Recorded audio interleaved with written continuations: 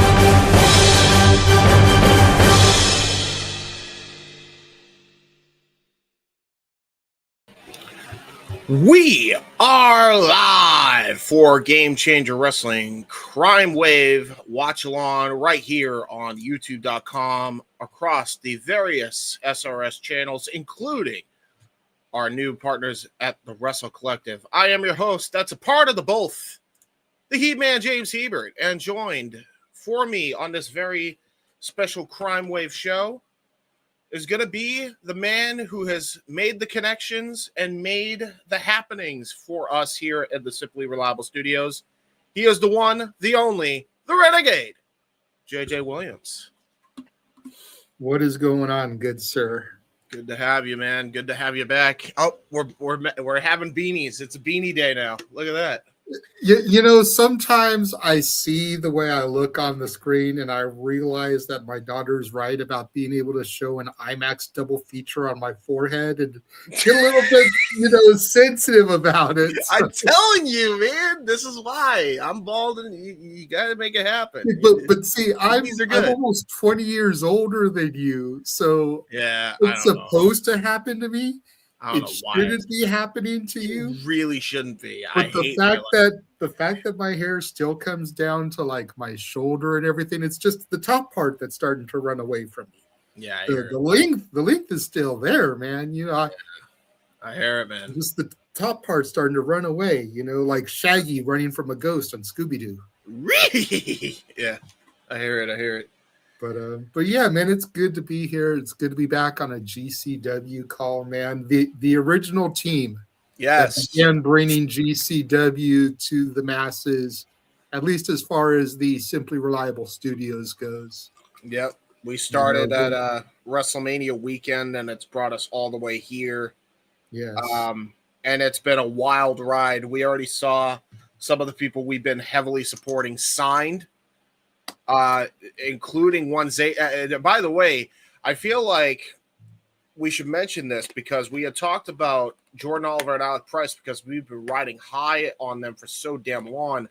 We completely neglected Zeta Steele, who also got signed to AEW as well. She did. I mean, the difference, and I think why she got bypassed just a little bit, is the fact that she was WWID, she was on Evolve, so It's more of a hop over, really, than it is an independent talent being signed. Yeah, for us, and I mentioned this a little bit on Shenanigans when we ran everything back, and I was able to give my piece. Coming out of Spring Break 9, there were 3 names you and I were very high on: Oliver and Price, and Atticus Cogar. Oh yeah, 100%. And to see Busta in the Brain, YDNP get signed, not even a year into their run as a tag team, just shows that like we were on the same frequency, man. We saw it. Yeah, we did. My dad has always had that knack too. He famously likes to remind people, you know, going back to American Idol. Remember when that was like the huge thing? Yeah. Back when When Simon Carrie Cowell was a Underwood, white prick. when Carrie Underwood walked into her audition, my dad said that girl's going to win the show, He was right. and she did. And Carrie Underwood When became REM dropped "Losing My Religion" back in the early '90s, he said that's going to be a #1 song, and it was. Mm-hmm. My dad has had that knack throughout the years to be able to spot a hit and the talent before other people do. And some of that is rubbed off on me. I haven't been as good at him when it comes to it, but man, we saw Jordan and Alec, and the more that things progressed for them on the indie scene, the more we knew that we had seen something special. We were witnessing a moment. You know, it's kind of like the MCU in a way, in that you watch all the pieces start to fall into place, so that when the big battle takes place in Endgame and Cap finally says "Avengers Assemble" after teasing it for so long, everybody loses their shit. Yeah.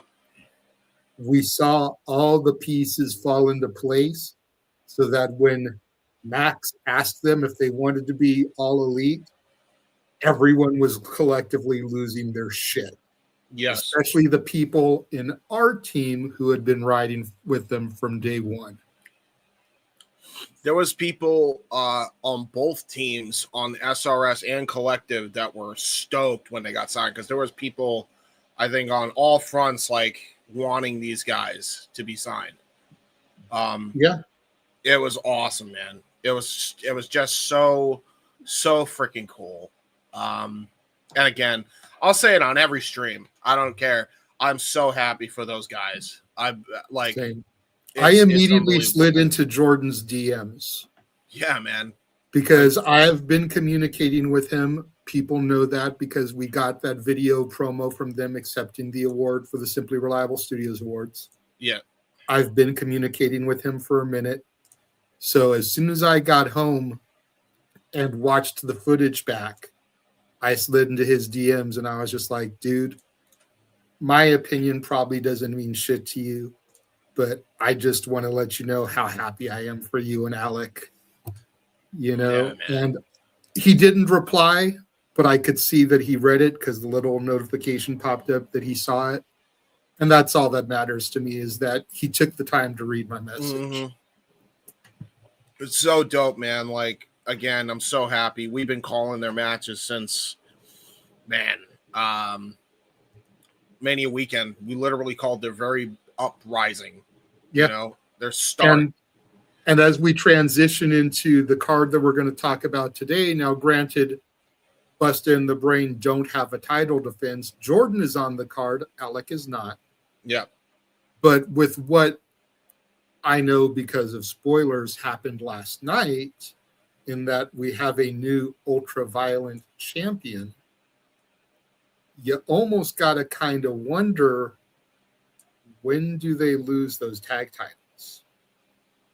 If they're going to be heavily focused in AEW or even Ring of Honor, how long is Tony going to allow them to double dip that extensively to where they run the risk of getting injured? That's a fair shout. And if they're going to lose the titles, I don't necessarily want a monopoly. No. But goddamn, can we just get Christian and Otis the tag straps too, and just let Vandal 48 fucking run this shit? I kind of like at least until Homecoming. I like where they're going with the whole Effy is going crazy, and it's almost like he's gonna become like kind of a heel authority figure almost, and like they're gonna completely switch sides. Like Vandal 48 gonna become the baby faces while Effy and company are gonna be the heels. I kind of dig it. I kind of dig where they're going. Like, it's a slow build, but I'm enjoying the ride here. So I yeah, like the story now they're that telling. Otis is dethroned Tremont, we got to get Christian some gold. Mm-hmm. And I think the best way to do it is to give him and Otis the tag titles. We could do that, or, and hear me out, could qualify for the J Cup and win the Jersey Championship Wrestling title, outlasting all those other competitors. I thought about that too, but I don't want him to take the title from Billy. Yeah, Billy's on a roll with that title. I like the fact that Billy is champion. Yeah. I know it's been done before because Masha was the Jersey champion. Masha was a former GCW champion. Tessa was an Impact World champion. So we've had women holding the primary championship for companies. But I like the idea of Billy being the Jersey champion. Like, I'd like to see that keep going. Yeah. And if she's going to lose it to somebody, like, I think she has to inevitably lose it to Mason. They've got rivalry. They got a major rivalry, although it's kind of cooled off. And then Mason could lose it to Christian because Vandal 48 was having the beef with Mason. That's actually fair, too. But that could take too long to make those pieces fall into place for those transitions. So that's why I'm like, just give Napier the tag titles with Otis. Because Otis, when we first started watching, Otis wasn't wrestling that much. No. He really started to come into his own at TOS. Yeah. When he got to the finals against Tremont. And we said then, Otis is probably going to take the title from Tremont. We said that during TOS. Because their rivalry, their match was just that awesome.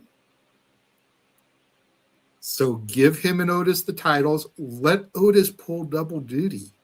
I see Otis as the type that could defend the tag titles in the curtain jerker. And then, first match post intermission or semi-main event while his brother is main eventing. Semi-main event could be Otis defending the ultraviolent title.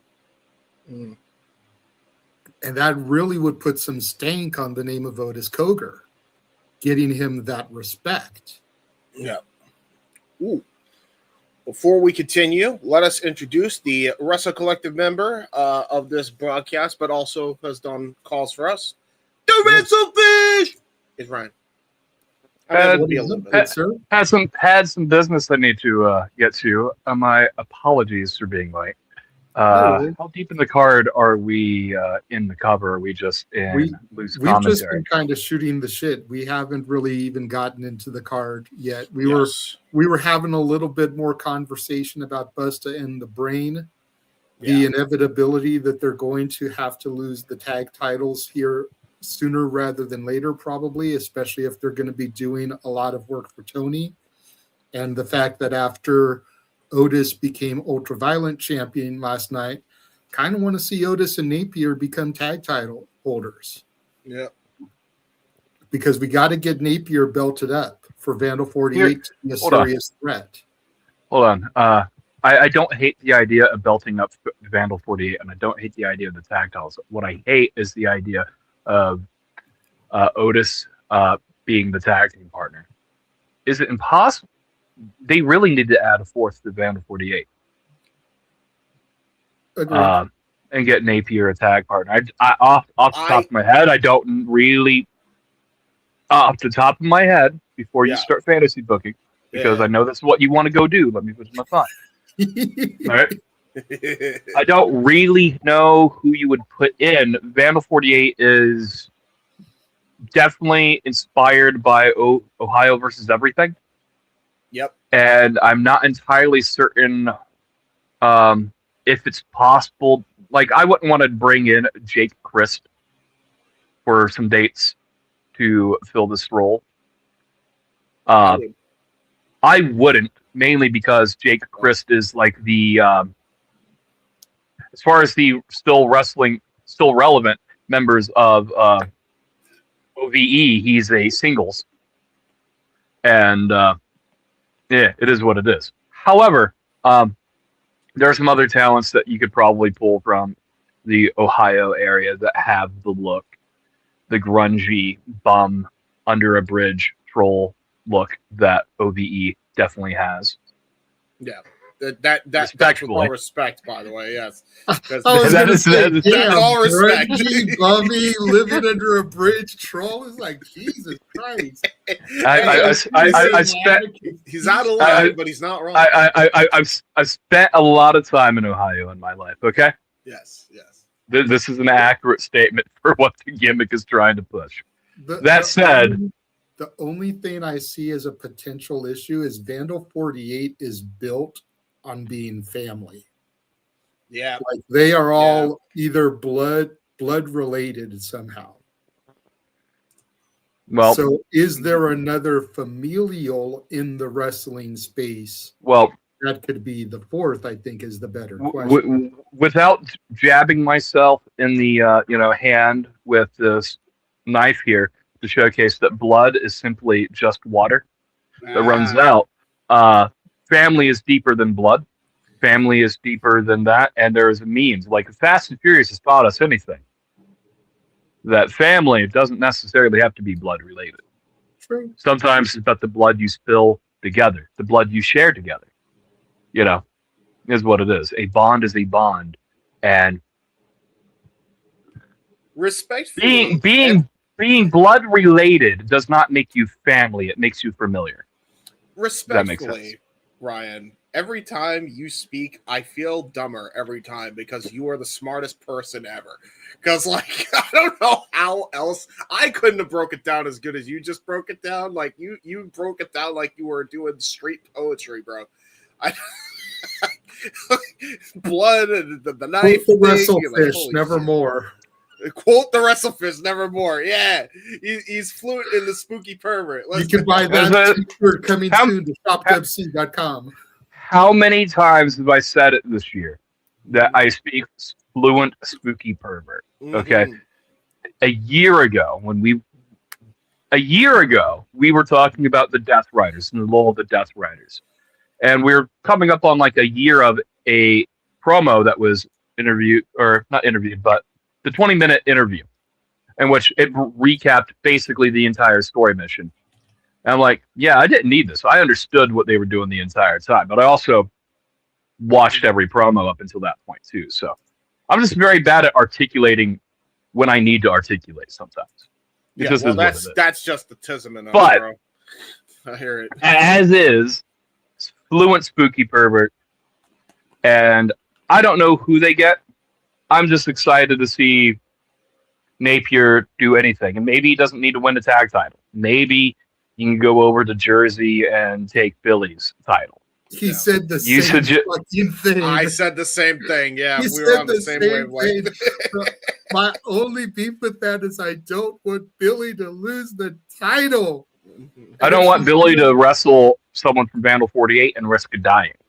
This is fair too. I told James if she's gonna lose the title with the rivalry, I feel like she needs to lose it to Mason. Yeah. And then with the rivalry that Mason's crew has with Vandal, Mason could lose it to Napier. Yeah. But I feel like that's too much down the road. Like we need to get a belt on Napier sooner rather than later. Yeah, I agree. Not to ruin or stifle said conversation. But we do have a card to run down, so let's run it down while we still have 10 minutes to do so. Let's start off with this match. We got some good lucha tings. We got this is just gonna fucking slap. This needs to drip the curtain. Yes, open it. Open it. Hot open. Start it up with something that is palpable. Really looking forward to this. The former Kalisto, Samuray Del Sol taking on Vengador. I did read this is now a J-Cup qualifying match. That makes a lot of sense. I'm glad that they're going to put in a luchador. There's a lot of great talent in the J-Cup. I'm really looking forward to the J-Cup this year. It's going to be our first one that we call proper because we were going to try to cover it last year. We just didn't have the teams for it. I'm really looking forward to it. I don't think we were covering them yet because if it's in February every year, we didn't even come into GCW until mid-April. Mm-hmm. So, yeah. But Looking- yeah, looking the forward to it. talent in the tournament is looking phenomenal. Shout out to Oro Mensa, the former Oro Mensa. I forget what the last name is that he's using. The audio sucked last night. I think it was Adon or something like that. Orso Adon. Oro Adon. Oro Yeah, Adon. he's the main man. Oro is sometimes. But shout out to goes by. him for qualifying. When I saw that he was in that match, I kind of figured he would. Yeah. I know Jakara Jackson, Mara Sade is on that card fighting Willow. I want to see the two of them do something together on the show. Shades of Old Metaphor. Yep. You know, even if it's just a backstage promo where they kind of walk by each other and wish each other luck, just that shared moment so that the nerds of NXT get it. Like, he said the thing. He said the thing. You know what I mean? Peter Griffin style. I hear it. Well, speaking of main man Oro, let's talk about his match with our boy Jordan Oliver. This match should slap. Dude. I wonder what dates Alec Price was taking this weekend. Yes. Because Taking dates we are right that he has to. They don't necessarily have to drop the titles. They just have to be there available consistently to defend the titles. Mm-hmm. And maybe GCW title defense can be done on a Sunday, where Collision isn't going to happen anymore. You know, it doesn't. Collision's not on Sundays anyways. Not the point. We're calling a Sunday GCW show. Yeah. You know, for what it is. But we can't expect them to be around all the time. So this is what it is. So kind of shocked that we are not getting like impromptu like tag team championship. But I will say that I think Lauderdale has an issue with replacing them with a equally as good tag team. You know, there's teams. There are teams that can replace them. Yeah. But YDMP is a generational tag team. They are, no doubt. For my money, if I'm Lauderdale with the pen and I'm not going Vandal 48, I'm giving them to Manders and Shire the Cowboy way. Absolutely. That match I want to see. Absolutely. Those are the two teams that are 1A, 1B for me as to who I want to see him lose it to. Mm-hmm. Cowboy Way is absolutely something we can do there. And plus, losing the Manders does not make you look weak. No. By any means. He's really good talent, you know, in regards to his archetype of what he does. One good lariat can put anyone down, right? Yeah. Yeah. And I can see it.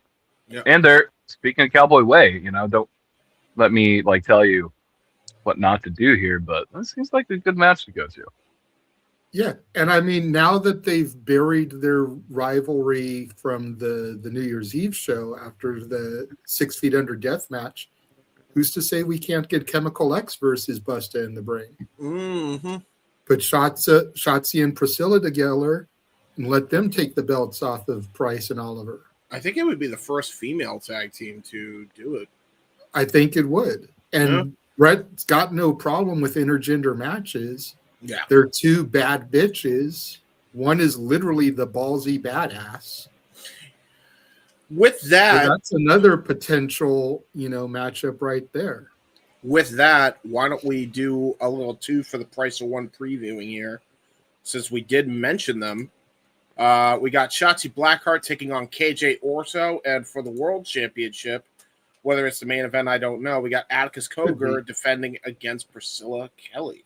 Shout out to KJ real quick, who pulled double duty last night. Yeah, he that was on cool. Genesis. I know. And he wrestled the GCW show.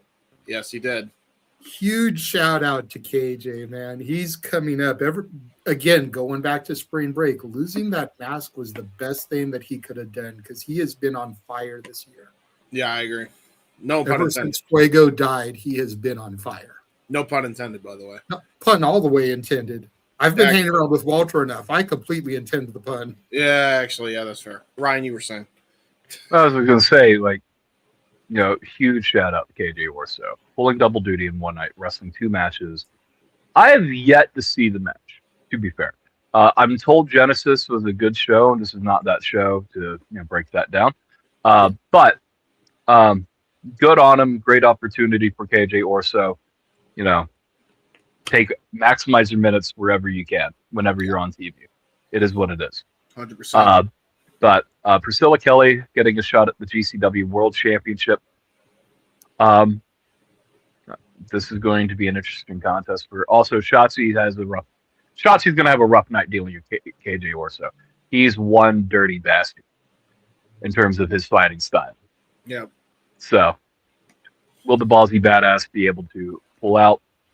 As far as Cogar is concerned, I don't want to minimize Priscilla Kelly. Yeah. But this is Atticus Cogar, and he's at the peak of his game right now. Yeah, I agree. Couldn't agree more. We talked about. Unfortunately for Priscilla, this is just a filler match for Cogar. Yeah, 100%. There's no story, there's no rhyme or reason. And to Ryan's point, Atticus hasn't even begun to sniff his prime. And just as champion, he's putting out all this content, his Observe Award videos on YouTube. We're about to go inside of the mind of Atticus Cogar. And like I put in my post, it seems like an interesting place to visit, but I damn sure wouldn't want to live in Atticus's brain. Well, it's all Ohio. It's all Ohio. I wouldn't want to be there either. Hey, but you know what? Noah's from Ohio, and I wouldn't mind residing in Noah's brain. Respectfully to Noah, he has to pray the Ohio away on a regular basis. Okay. This is fair. Damn. Man. Clip that. Yeah, that's good. Listen, I don't want to stifle the conversation. We literally have like 3 minutes, so I'm going to try to speed run these. We got Cowboy Way versus Unsigned and Don't Care. What a fucking name, by the way. Right? Jesus I thought that was gold. I don't know how to feel, but that's crazy. UADC, okay? UAVC. Yeah. UADC. Cowboy Way's going to get the victory here, and I could see them issuing a challenge after the match to Busta in the Brain. I do remember they issued that before at a Jersey Championship Wrestling show, and YDNP have not answered it yet. So they can kind of re-hype that. I call it selfish, but I mean, about a month away from Valentine's Day out here in LA when they're going to be here. Can we make that on my show, please? Yeah, right. Win or lose, can we make that match on the Valentine's show, please? Yeah, let's hope it happens. Also, Effy is fine. Effy is fine, guys. Effy is fine. The fuck you say? Yeah. Gringo, he's taking on Gringo Loco. I wouldn't want to be Gringo Loco in No. this particular situation. Effy Effy is self-proclaimed to be fine until we see his therapist come out and actually say, no, Effy's fine. I don't believe it. Okay. And it is what it is, but this is the most unhinged Effy. Effy cost Manders the championship last night. Yeah. Inadvertently, attempting to save your friend or attempting to, get an official to call the match. If you had not done nothing, Manders could have recovered and could have maybe been world champion. It is what it is. Effy's manifesting his own failures right now. So this could go either way. I couldn't agree more with that. We're going to speed run the last 3 of these here. Sam Stackhouse, we don't know who his opponent's going to be. I assume it's going to be kind of an open challenge deal. So we'll see who he fights later. And that's even if he ends up appearing after all. They announced him, but never said anything. So that's also fair. Gavin Ash, who had a great showing in that 6-pack challenge, takes on Teriyaki, who ended up fighting Jordan Oliver last night. And what I presume to be the main event, even though it's not for the title, Matt Tremont taking on Brick Savage, and I'm actually really looking forward to this. Well, and again, I mentioned this to you last night in private chat. it could either end up being Tremont versus Brick in a non-title match, or now that Otis is the champion, it may end up being Otis versus Brick for the title. Could be. We just need to see what happens as far as that goes. Could be a triple threat as well. Also, yeah. Yeah, he's not on the card, so easily we could do that as well. So let's begin with this shindig, guys. That is the card. And that is what we have going. They're showing the happenings of last night in the Gillies in Dallas, Texas, where Otis Cogar, with a hellacious win against the Bulldozer Matt Tremont, finally putting the Bulldozer down and out of commission. Otis wearing the mask of Tremont.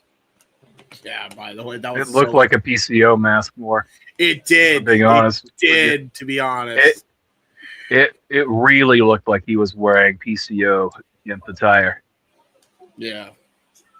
And going back to what we were saying about Atticus, if you haven't watched the first episode of his Observe Award series, watch it, because even though it's only about 1.5 minutes, 2 minutes, it explains the psychology behind why they do the masks.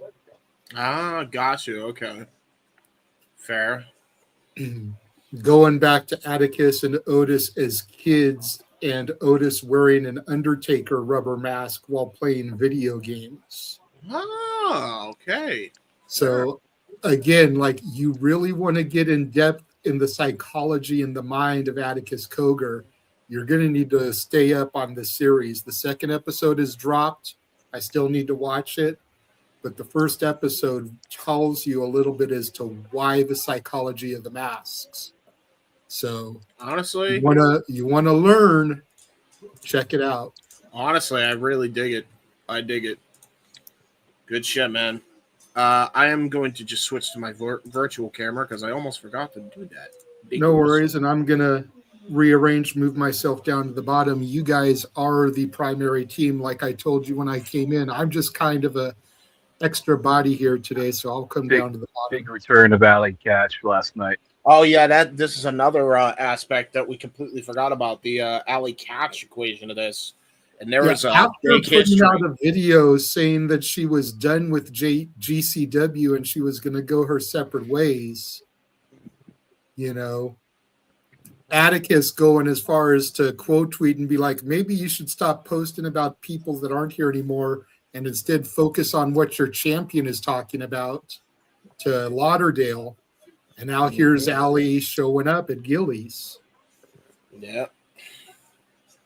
I'll tell you, man, I'm liking this whole the establishment versus Vandal 48 angle. They're really doing a good job at it's one of the most simple. It is the simplest type of wrestling storyline to do.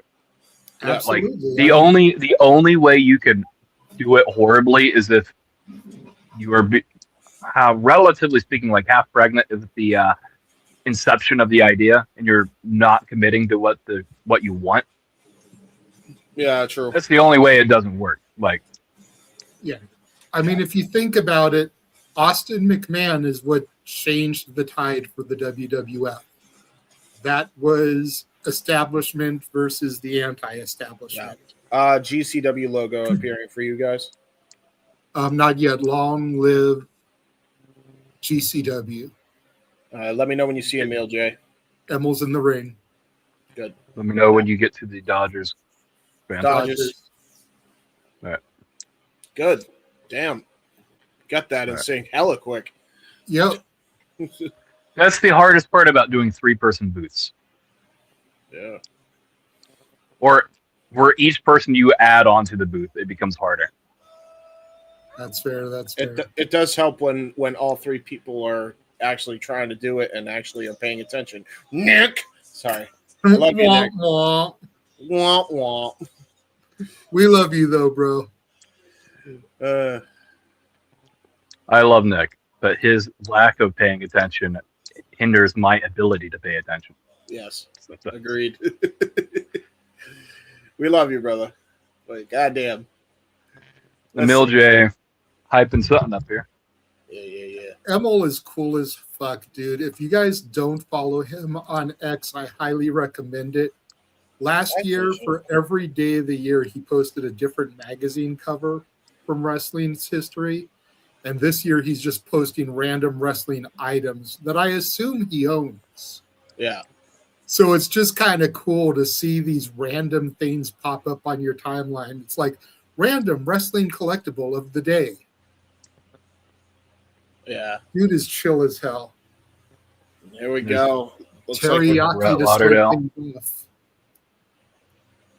Yes, sir. It's going to be a fun night. This is an interesting venue. Yep. Let us begin with the dingish. And their first show in Kansas, by the way, so they only now have 14 states left to conquer. Oh, wow. Good for them. They've been to 36 of the 50 states. My apologies, by the way, for not flashing up your comments earlier, guys. We were deep into the conversation, but hello, Safet. Hello, Charles. Good to see y'all. Hello, Nick, as well. Good to see you. Depends if Manders and oh, okay, he was referring to the other stuff. Gotcha. Good to see everybody in the chat. Thank you for tuning in. Gavin Ash wearing different gear from last night. A little bit. It's not a little bit. He's wearing very different gear. He was wearing blue pants yesterday. Now he's wearing fiery shorts and a soccer jersey. I think. I don't know. Is Gavin Ash like? Is he like trying to be Will Ospreay, but like bootleg with the jersey? Everything in wrestling has been taken from somebody else at some point in time. Who knows? That's fair. That's fair. You know what he feels like when I see him in this gear? It's like he's a soccer kid. You know what I mean? Like straight up, like he played soccer as like a kid or something. Should be a fun match. That is what soccer kid means, James. This is fair. We got Gavin Ash, Teriyaki to kick the show off. This is an interesting venue. Is this like a coffee shop? It looks like it. I kind of really dig it. Bell rings are underway. Really big coffee shop. I kind of like it. I dig it. The mall, maybe? Part of a mall? Maybe.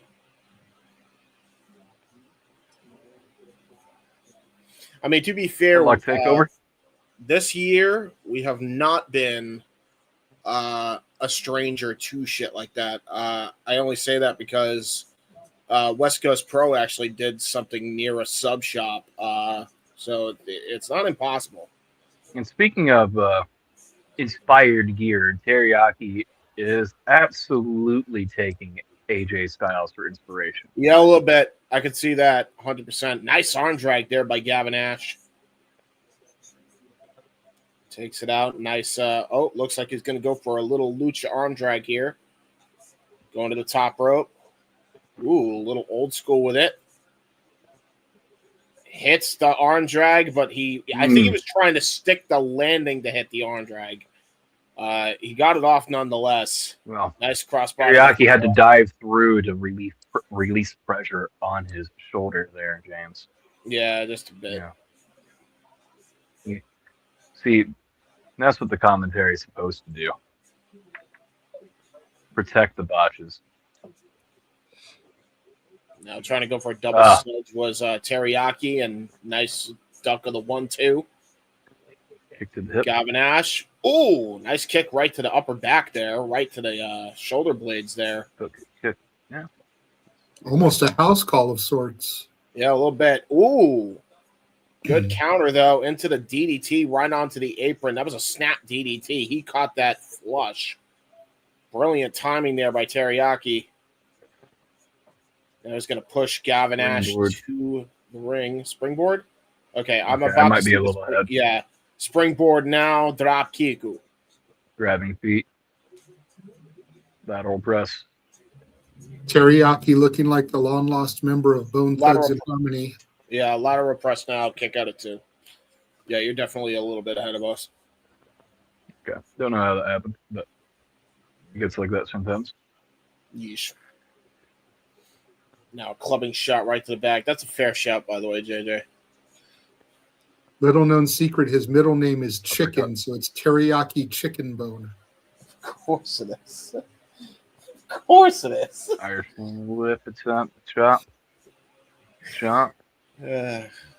Nice chop. And tried to go for a third chop. Got ducked. Nice up kick there by Teriyaki. Goes for a suplex. Ooh! A different take on the Ushi Goroshi. Turned it into a Brainbuster style version. Kick out by Gets a 2 count. Gavin Ash. There you go. You're good. Gavin Ash is getting tested tonight. Yeah, he is. You know, Teriyaki is the clear favorite here.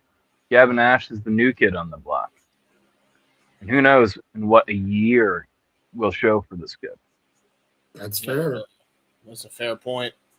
Had a great showing last night, and he's having a really good showing here with Teriyaki. And to be fair, Teriyaki only came onto our radar, like the last 4 months? Mm-hmm. 6 tops? Yeah, something like that. So, According to Teriyaki. Oliver, Mm. Teriyaki's been coming to GCW shows a long time. Yeah, he's been But he's finally hitting his stride. Ooh, Cheeky Nando's. Cheeky Nando's super kick right to the face into the tree of woe, reverse into a power bomb, and he hit all of that power bomb, did Gavin Ash. Both men down as Gavin Ash, I think, got himself a bit of separation We'll be here. back. Yes, sir. Got himself a bit of separation here. Going to try to stand back up. Oh, no, he's actually going to try to take a bit more of a breather here. Teriyaki getting back to his feet first. Gavin Ash now. Ooh, good little short swing blow there. And now going to go for Cazador into a flatliner and then goes for the Koji clutch. Brilliant combination offense by Gavin Ash. Nice transition as well. A little bit slow getting into it, but still very nice. Yep. It's just going to get better with more repetition and with age. This kid's got to be, 19, 20 years old? Yep, he'll get there for sure. Very, very innovative offense by Ash for sure. But gets a rope break for his troubles as Teriyaki was able to make the bottom rope.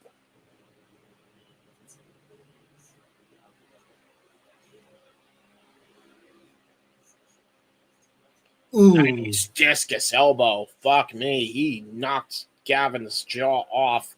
And now he returns fire with his own forearm shiver while Teriyaki was trying to bounce off the ropes. Pump kick, though, sends Gavin Ash into the other side of the ropes. Goes to the apron. Oh, got caught with the DDT again. That was just precision accuracy by Teriyaki. Turns it into a spinning Falcon Arrow. Deep cover. Only a 2 count. Yeah, that was a great transition going from that spike DDT into that spinning Falcon Arrow. Yep, 100%. And now it looks like he's going to set for a running charging attack in the corner here. Teriyaki, cutthroat. Ooh, a little precision kick. Shades of Kyle Fletcher there. Almost thought he was going to go for the haluva. Yeah, a little bit. Now springboarding. Oh, he was going to try to go for the split leg Spanish fly. Got caught in a Lope Suicida by Gavin Ash. Little Austin Aries style suicide dive. Got all of it. Sends him into the front row of the audience.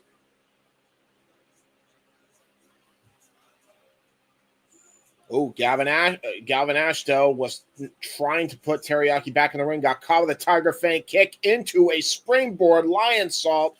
The audience had the right idea to get out of the way because they were about to get Pele kicked. That could have been. Yeah, I don't know if that was the right idea. Like, granted, you don't want them to land on you and kick you, but at the same time, if they had eaten shit, the fans' laps could have saved them. Yeah, a little bit. Because remember, GCW has no mats. That is concrete. This is fair. Oh, wait a minute. Uh-oh. Gavin Ash, Spanish Fly.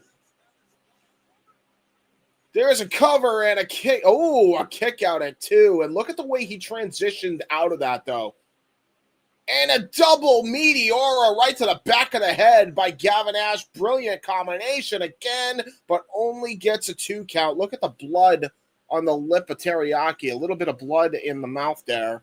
I was going to say, look at the blood stains on the canvas. Like, dude, this is the first match. How is there that much blood stains on this mat already? That was from last night. I don't think they changed the mat. I think they just fixed the rip that was in the mat last night.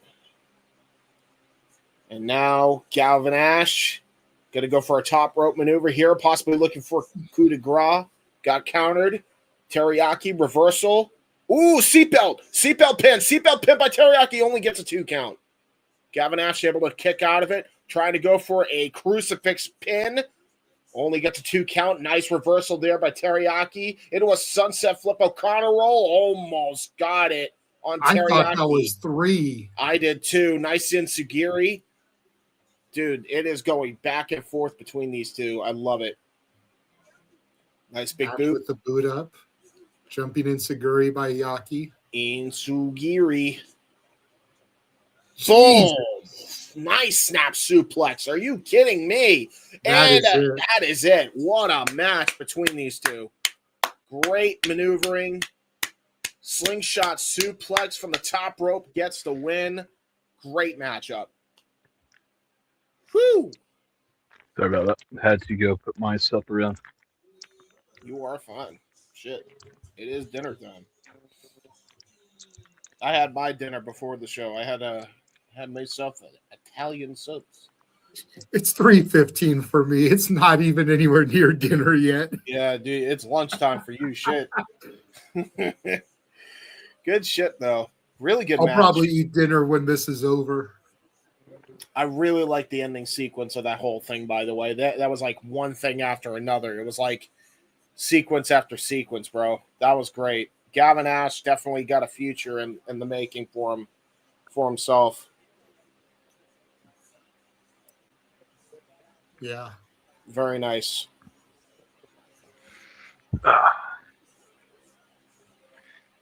Maximize your minutes, boys. 100%. That is the moral of the story. Amen there. Recap of Atticus, Cogar, and Manders from last night. See, Dan Perch was the referee for the contest. Perch is another cool dude. Dude, I'm going to try to get him to come on to Shenanigans, too, at some point. That was a great Oklahoma Stampede, by the way. Like, I don't think I've ever seen somebody do a full run with somebody on their shoulders to hit that. What's that on our boot? God, I got so much wrestling to watch this week. I got to catch up on goddamn Genesis. I got to watch Maximum Carnage, both shows. And that's after we covered this last show for GCW, which we've been calling all weekend. Yep. And a lot to cover. It can be a chore sometimes. Yeah, it's fine. At least next week, I think, is a pretty calm week. Yeah, right. We got Saturday night's main event in the UFC show. That's it. Oh, thank God. But the weekend after that,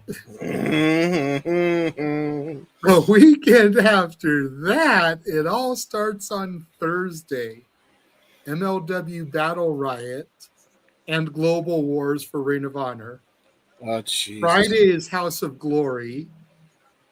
Saturday is the Riyadh Rumble and GCW Crushed Up. And then Sunday is the Superpower Slam. Is it already?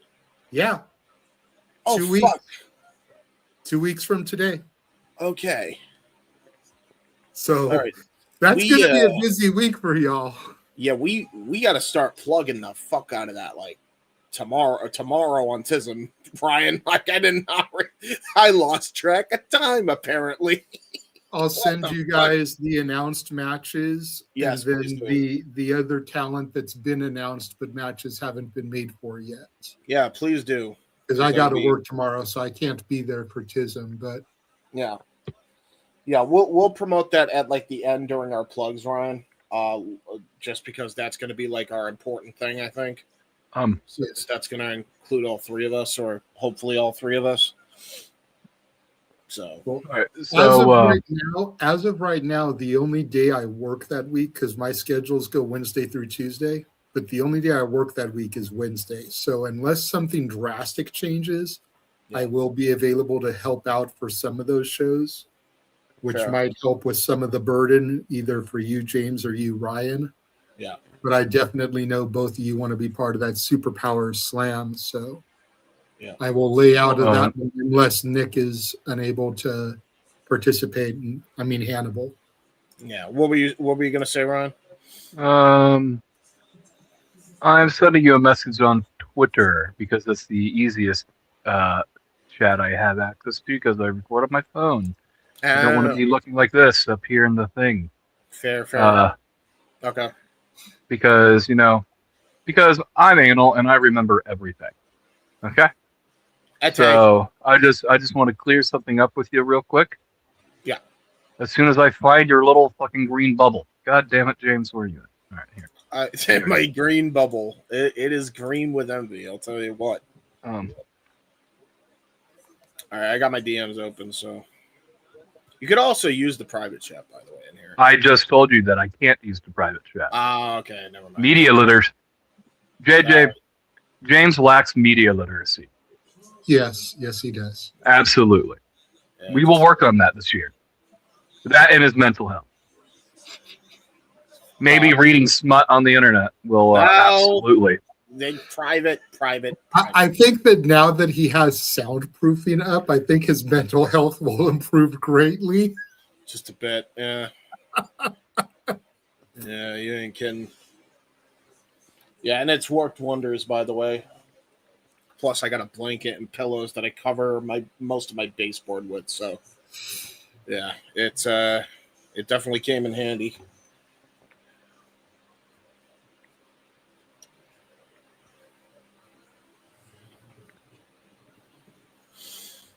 And here comes the Cowboy Way. So we got Unsigned and Don't Care taking on Cowboy Way. I love me some Gary J. Who's the other person that's teaming with Gary J? Anakin Murphy. Okay. Don't know him, but do love me some Anakin apparently is a real name. Yes, it is. Anakin is apparently a real name. Yes. And a suicide dive to the outside to start this contest. Yeah, I can't be there now. Gary J with a third suicide dive. Oh, no. Oh, no. Oh, that's going to be a fight. We'll talk about it in post. Yes. In post.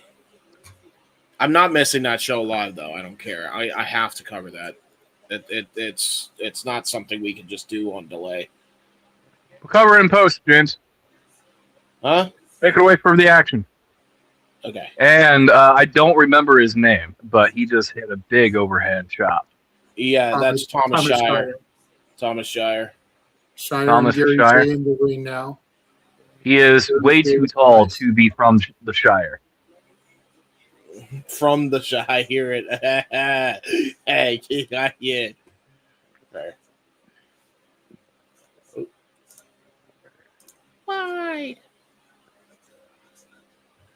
Big knife edge chop. You can at least let him take his jacket off.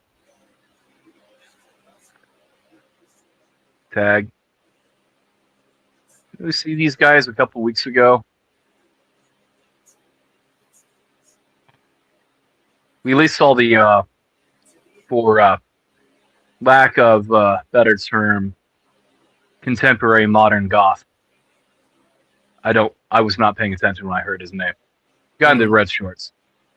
We saw him a few weeks ago. Anakin. Okay. Man, he sure as fuck looks like an Anakin. Yeah, skinny as fuck. Skinny as fuck, hates sand. Hates sand. Hates Obi-Wan. Well, why else would he why else would he have this much issue with a bunch of cowboys? This is true. They're covered in sand. It's coarse and it gets everywhere.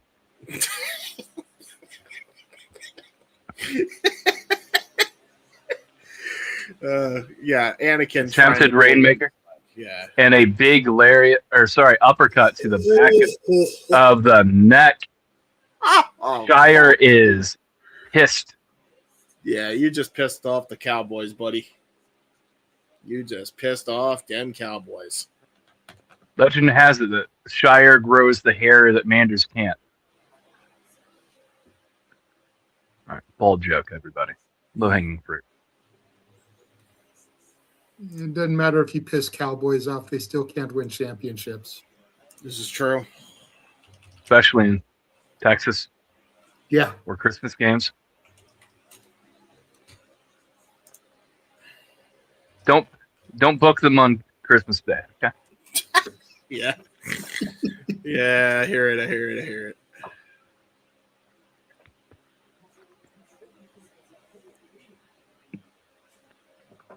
Well, I might be able to do both. I'm seeing it.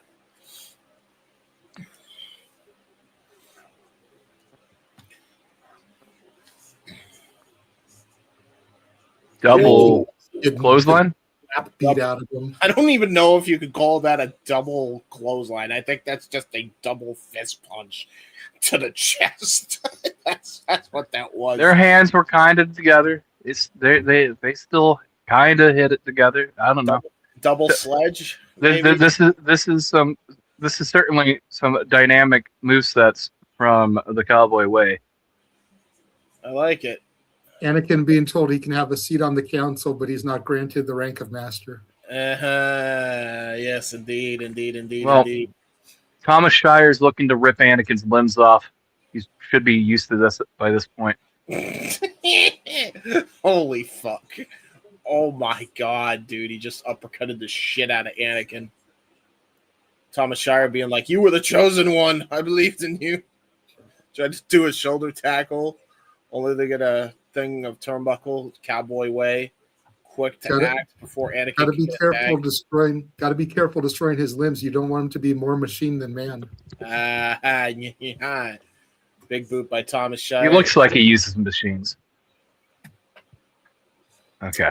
What do you mean by that? You search your Shire's feelings. having fun now. Look at this. Search your feelings. You'll find the answers, you see. The answers you find, you will seek out. I think this is the most in sync Ryan and I have ever been on a match. It's just a bunch of Star Wars puns because there's a guy named Anakin in the ring right now. Well, Anakin better be careful because Manders is about to maul him. See? Hi. See? Hi, the Darth Maul. Oklahoma Stampede, bang. Hit all. God damn it, James. We all like Star Wars, but you don't have to be such a nerd about it. Hey, this is some blasphemous shit that you all were doing it. Why can't I join it? This is some bullshit. This is not the chop you were looking for.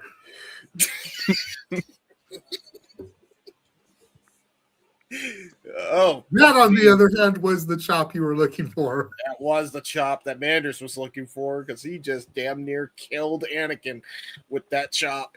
Open palm strike right to the chesticles. Did he just chesticles? Did you just say the word chesticles? Chesticles, bro. Nice duck from Anakin. Uh-oh. Anakin attempts to do a DDT. No. Manders, in fact, did have the high ground. Not able to hit that gourd buster. Manders did, in fact, underestimate Anakin's power. And Anakin has finally hit that DDT. There you go.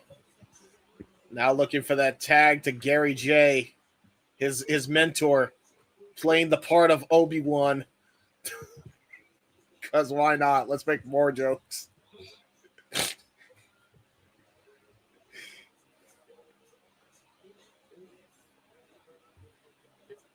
Oh no, it looks more like Chewbacca. Tag made. Though it doesn't quite have the size for it. No. Yeah, see, Gary J, for a small man, that dude fucking hits you hard. Jesus! I would not call him a small man. No. Lanky, to be sure, but dude's got to go like 6'5", 6'6". I would hardly call that small. Uh-oh. Thomas Shire trying to help his partner here. Oh, God, this ring. Yeah, this ring is like bouncy. This Jello ring has returned in 2026. Jello ring is all game changer. Manders with a defiant spit in the face There you go. of Frodo. That was brilliant. Kick to the kneecap into a discus punch. But got caught. Jesus. Thomas Shire with a Rancor suplex. Dude. Nice. I can do this all day. I got Star Wars puns for weeks. See, now you're confusing franchises. I can do this all day as Captain America. That's MCU. You don't need to go there. Different Disney. I can do that all day too.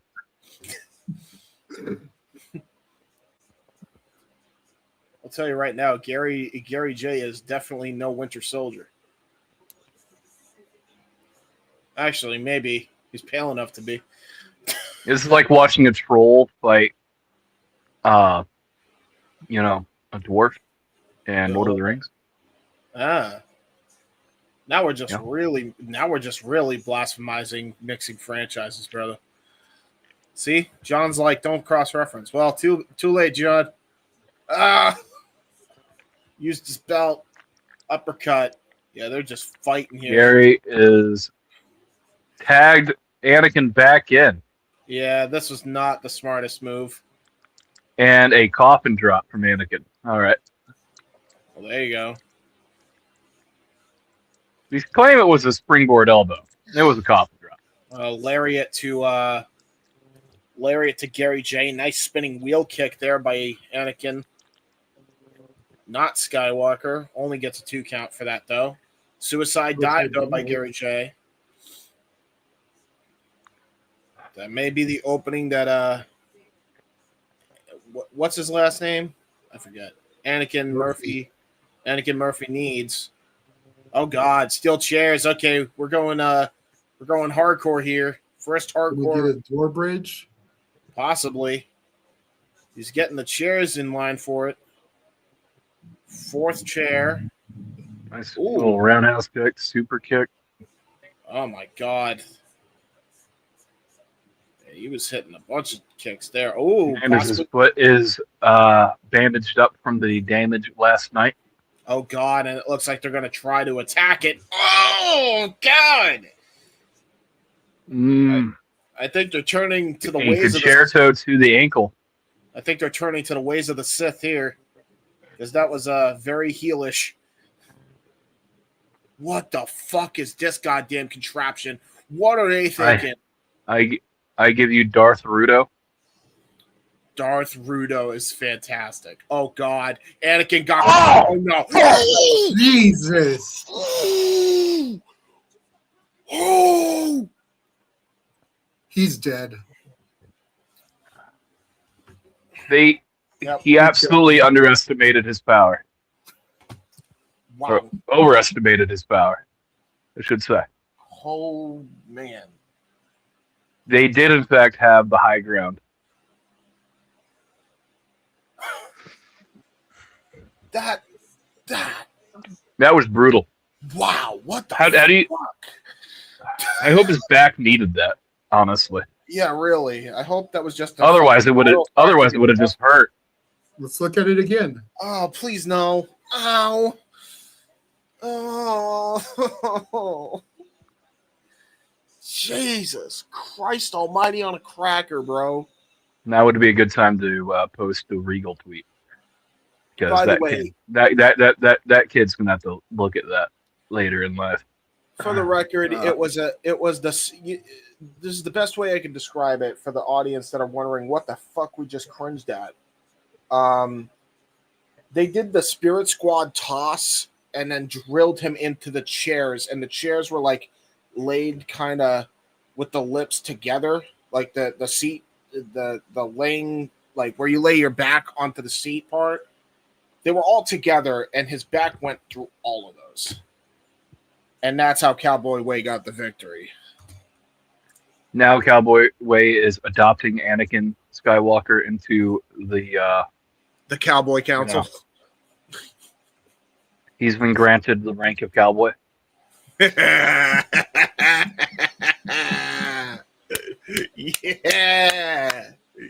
Yeah. He's dead, Jim. He's dead, Jim. Yes, he is dead, Jim. God damn. That was fucked. That venue last night was really cool. Yeah, it was. UCW has some really good venues. I enjoy these. Go to bars, man. If you are working in professional wrestling, or you have a fledgling, for lack of a better term, mud show that you're trying to get off the ground and turn into something special, try to do bar shows.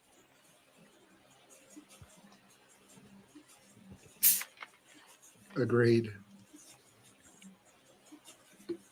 Like everybody does bingo halls, gymnasiums, schools, lack of a better term, Schools. churches. Like you have to go wherever you get what you get, basically, in terms of the gymnasium that you get access to. Okay. Yep. This is a very fun show. I enjoyed a lot of the action that happened here. I don't know. Were you able to go back and watch the Limitless show, JJ? Not yet, no. I haven't really had the time. I ended up picking a shift up yesterday. I will say. Hold on, James. Oh, go ahead. Sorry. Working pretty much all the way through a good chunk of shenanigans even last night. I was telling James I started watching Code of the Streets before coming on to this. I got through Shotzi and Emerson Jane before I had to stop, so I need to finish that up. And then I'll watch Limitless probably Tuesday, if I'm being honest. But I did see the entire MJF segment. Not the match, but the segment. Fair. Well, I'll say that MJF came to hoop that day. Yeah, that was fucking phenomenal. I will say this much. I still like the GCW show, but out of all the shows I've seen, this still has yet to conclude, by the way. So that's not counting this show right now. But so far, out of all the shows this weekend, that has been the best show of the weekend so far, in my opinion, that I've seen. The Limitless show? And it was free. Yeah, it was free. Like, I would have paid for that. Like, some of the shit. They took 1,900 people into a hockey rink. It was really good. Like, the audio was lacking. I'll say that, right? But overall, the show was good. From a wrestling aesthetic, really you know, a lot of people should do more Royal Rumbles. I know you can only do them so often, but and that Royal Rumble was fucking fun, by the way. That was a great way to cap it off as well. Overall, really enjoyed it. And it set up a lot of things for the future for their next Limitless show. Got a new favorite from that side of the fence. Desmond Cole really impressed the shit out of me. I think he's got a future in the industry also. Reminds me of Conan mixed with a bit of R-Truth. Well, we have new action on screen. Shotzi Blackheart has entered the ring, and KJ Orso is talking his shit to the microphone. Not microphone, the camera. Yeah, it's a microphone. There's a microphone on that cam. Pretty close. It's close enough for government work. KJ Orso wrestling his third match in 2 nights. Yeah, true. Actually, you want to get really argumentative, third match in a 24-hour period of time. Yeah. This is true. In a day.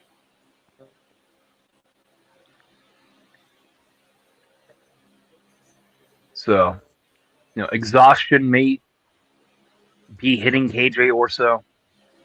Shotzi's wrestled 1 match in the last 24 hours. Was a hell of a match, That though. we know of. I will say, KJ. We are aware of. I'll give you that. I will say this much: that match that she had with Emerson Jane, though, was not one to just write home about. That was a brutal contest. From a pure graps perspective, Well, Effy got knocked on her head a lot. Effy was also KJ was also wrestling Effy, the former GCW champion. This is why I say exhaustion could be playing a role in this match before too much longer. Why is KJ is already just dicking around outside the ring, don't argue not with the taking crowd. Shotzi as seriously as he should be. Shotzi high fives the kid that's talking trash to KJ.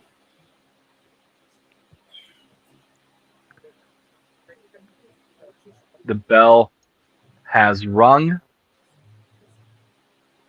and we are off to the races. Mm-hmm. Yes, sir. This is one of those things where I can't even say that KJ Orso has a size advantage. Really even up with Shotzi.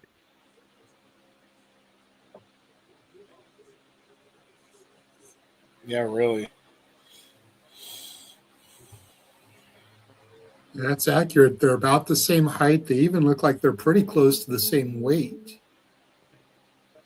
Yeah, as far as the way their figures are built. Shotzi may still be a little bit smaller, but not by much. No. Definitely an even matchup between the two. As even as it can be, all genetic advantages aside. I don't think KJ is going to have as easy as a time with this match as he might have thought. Yeah. He is showing some early power game. Yeah, waist lock. Shotzi is tougher. Well, we say tougher than $2 steak. A lot. Shotzi can take some fucking damage. This is true. And for everything that KJ has in the power game, and not to say that Shotzi doesn't, but for everything KJ has in the power game, Shotzi probably makes up for in flexibility. Ah, yeah, true.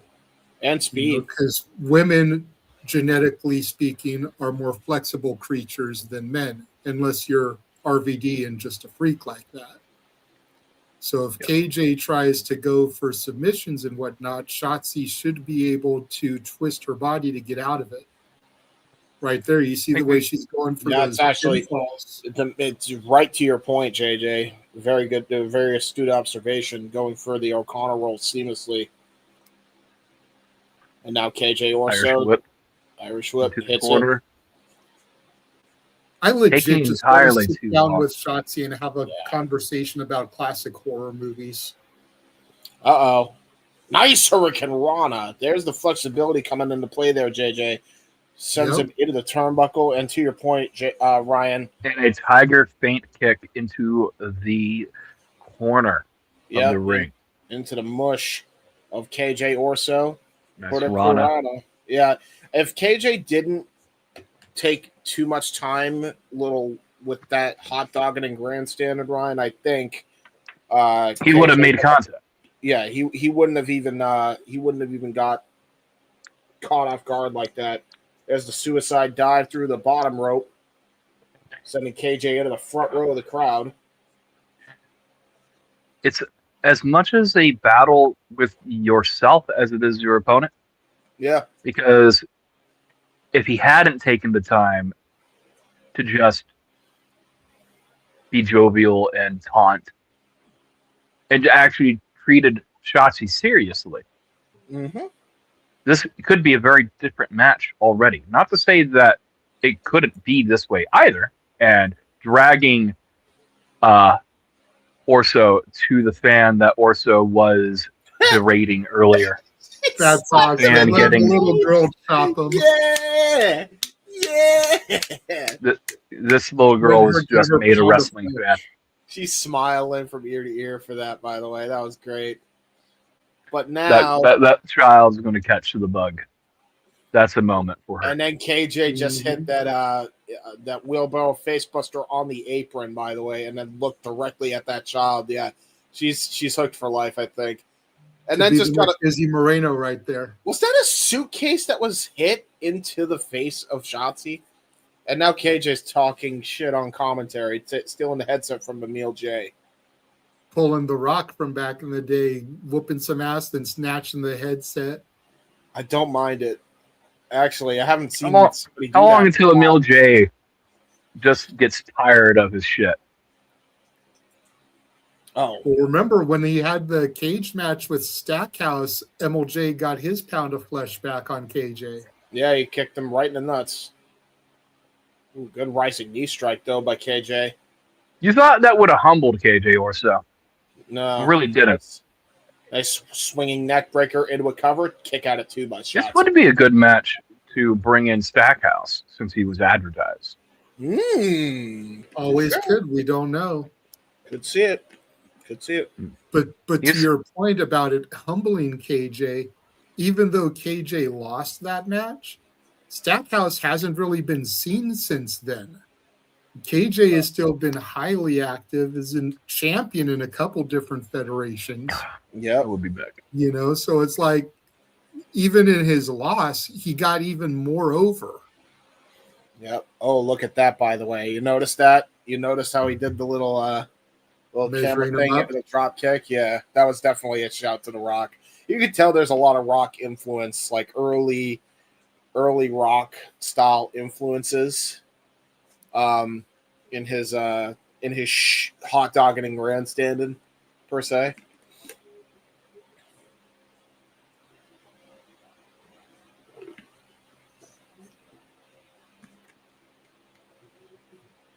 Now Shotzi fighting out of the chin lock here. Ooh, I think he hit a Mongolian chop, but it looked like a headbutt. Maybe faked out the headbutt for the chop. Tried to go for a charging attack. Got caught with a German suplex by Shotzi. Both competitors down. We are at a stalemate. Very nicely done.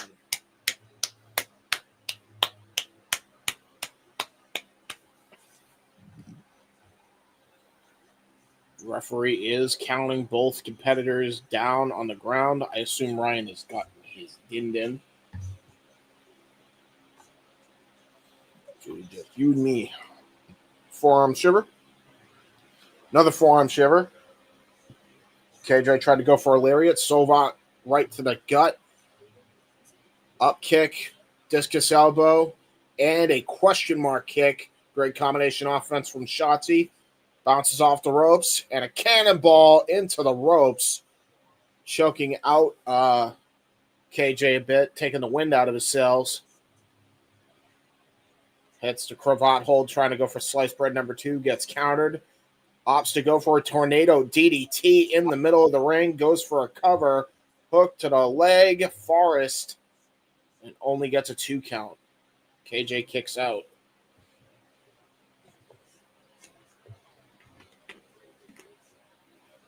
Shotzi Blackheart. Big time ready here. We back. The I dinosaurs for me. I assume your dinner is ready? Yeah. Yeah, that's about right. If any of you are autistic enough or old enough to get the reference, guess the movie I remember most that I know nothing about. All I know is that phrasing from the commercials. That's fair. Great combination offense from KJ. Only gets a 2 count for him. He hit a wheelbarrow facebuster into the ropes, plus the X-Plex standard. Only got the 2 count for that. And now KJ is desperately trying to get back into the swing of things here. The pacing of tonight's GCW show is a lot better than it was last night. Yeah, I'll give you that.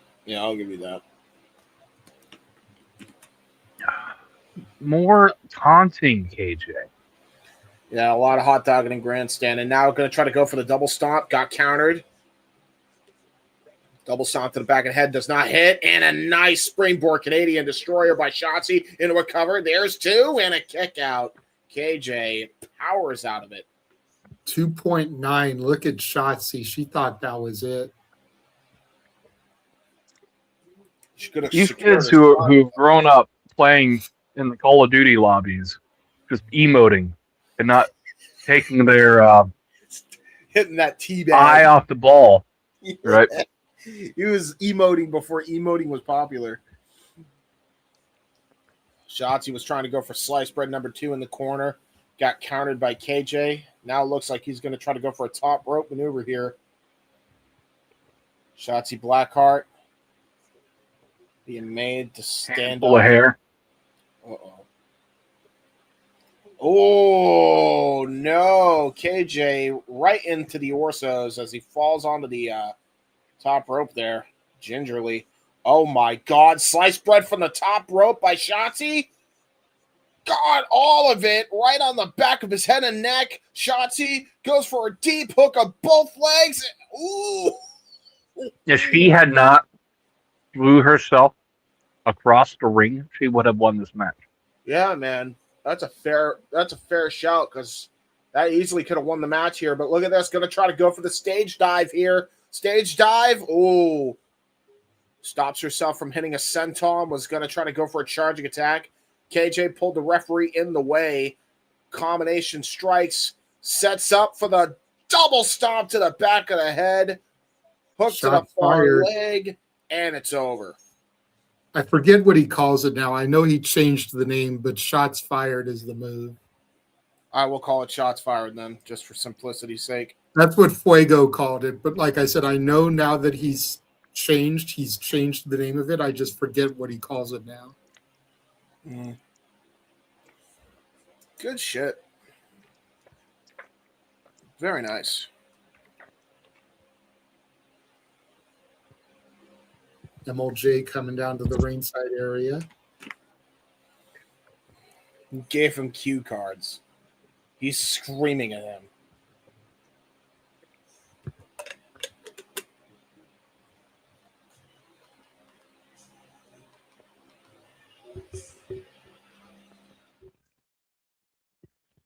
There's gonna be a match. There's gonna be a match between these two. I was just gonna say, dude. I know Emil isn't a trained wrestler, but I want to see these two one-on-one. They're really building it up. They're really building it up. Like there has to be a match between the two before KJ, is done with GCW, right? Like there has to be. Like I know you guys don't tune in too much to Monday nights, but it's been the same thing with Becky Lynch and Jessica Carr. Like there's been so much between the two of them that like you almost figure there has to be a match between Becky and Jessica at some point. And it's the same thing here.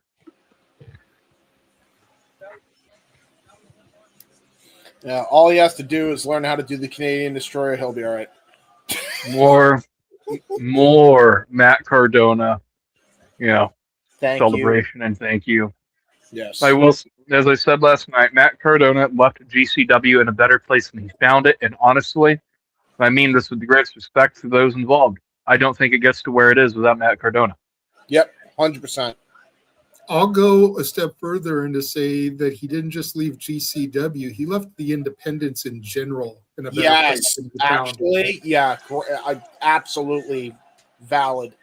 because Matt Cardona is the modern day blueprint of how to make that bag on the independent circuit. Yeah, that's fair. And yeah, you can argue Cody before that, but Cody had that name. Cardona was the job guy. There's a little bit of a difference there in stature. And again, I get Cody was Stardust, but he was still a Rhodes. Yeah. He had that name, that pedigree. Everyone knew what he could do. I don't think people really knew what Cardona could be until he showed the world what he could be. Yep. And because of Cardona, you've got Shotzi and Priscilla Kelly and the others that have come since them showing the world what you can really do on the independent circuit. Yeah. Matt Cardona has always been a trendsetter. A lot of people have done vlogs. But there really wasn't too many wrestling vlogs before his Z True Long Island story. He was the original wrestler YouTuber, bro.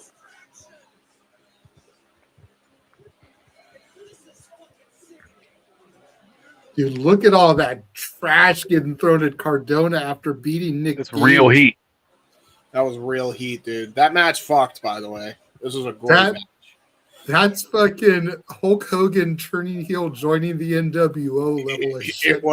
He was hated, bro. He was hated. And here we go. Here comes Matt Tremont taking on Brick Savage. So now that the epic Doug Malo is out with an injury, I need even more Brick Savage and Rob Shit as a tag team called Shit and Brick. You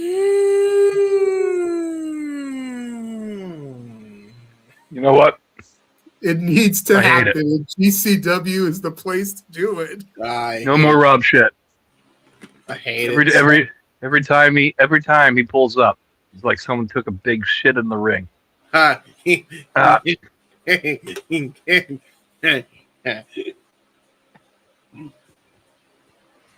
Brick Savage, man. He said shit. That man, I feel, is too large to wear a singlet. Yeah, bro. I will say, large in many ways. I did make fun of his. I originally thought that the stuff he was wearing around his chest was like weird BDSM thing. Then I realized it was a back supporter, and I immediately apologized last night. Yeah, have you seen the size of his balls? Of course, he needs back support. Yeah, he got big ass balls. Well, I'm telling you, Shit and Brick is like that's money there. Shit and bricks.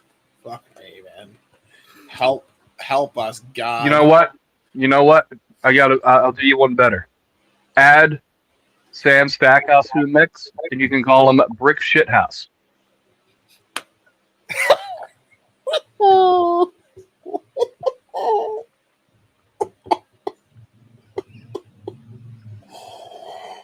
There's the home run, grand slam, whatever. God damn.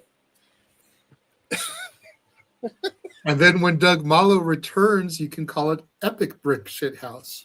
Oh my God. That's a 4-team. Doug Malo, I love you, brother, but good luck dealing with those fools. I'll be right back in. Yes. Dude, if he is there for the Valentine show, even though he's injured, I am so pitching that to him. That would be funny as fuck. And then he could take it to fucking Brett. Because, dude, just the comedy factor. Could you imagine the commentary? The professional level commentary. Have Veda Scott talking about Shit and Brick or Brick Shit House? Like, the gold. I hate it. You do not hate it. That's what makes it even better. You're sitting there cracking up because you know that's good. Here comes Tremont, and he's got a fork in his mouth already. Oh, God. Cannot wait.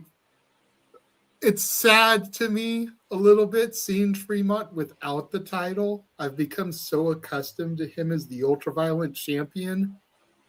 You know, we always talk about the belt doesn't make the man makes the belt, and Matt Tremont made that. He made the belt.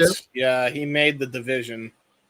But I'm so happy for Otis at the same time. It's just weird. Yeah. You know, his first entrance since losing the title. You know what I mean? Yeah, it's odd for sure.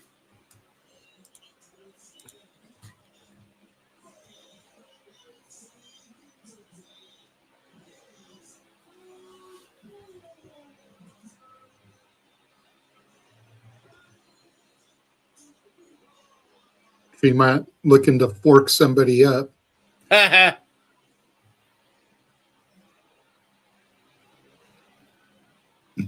a good pun. Scarlett Donovan in the middle of the ring. Oh, that's not a fork. Oh my God, that's not a fork. That's one of them steak porker things or whatever. Oh no. Oh no. Oh, no sounds here for this violent contest. Yeah, there ain't no way this isn't an ultra-violent contest. I don't even give a damn if it's not for the title. It's non-title. It's non-title as Tremont just lost the gold, but this is definitely going to be a bloodbath.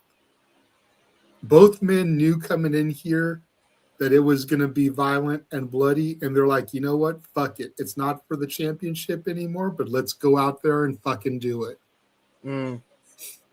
Collar elbow tie up to start things off.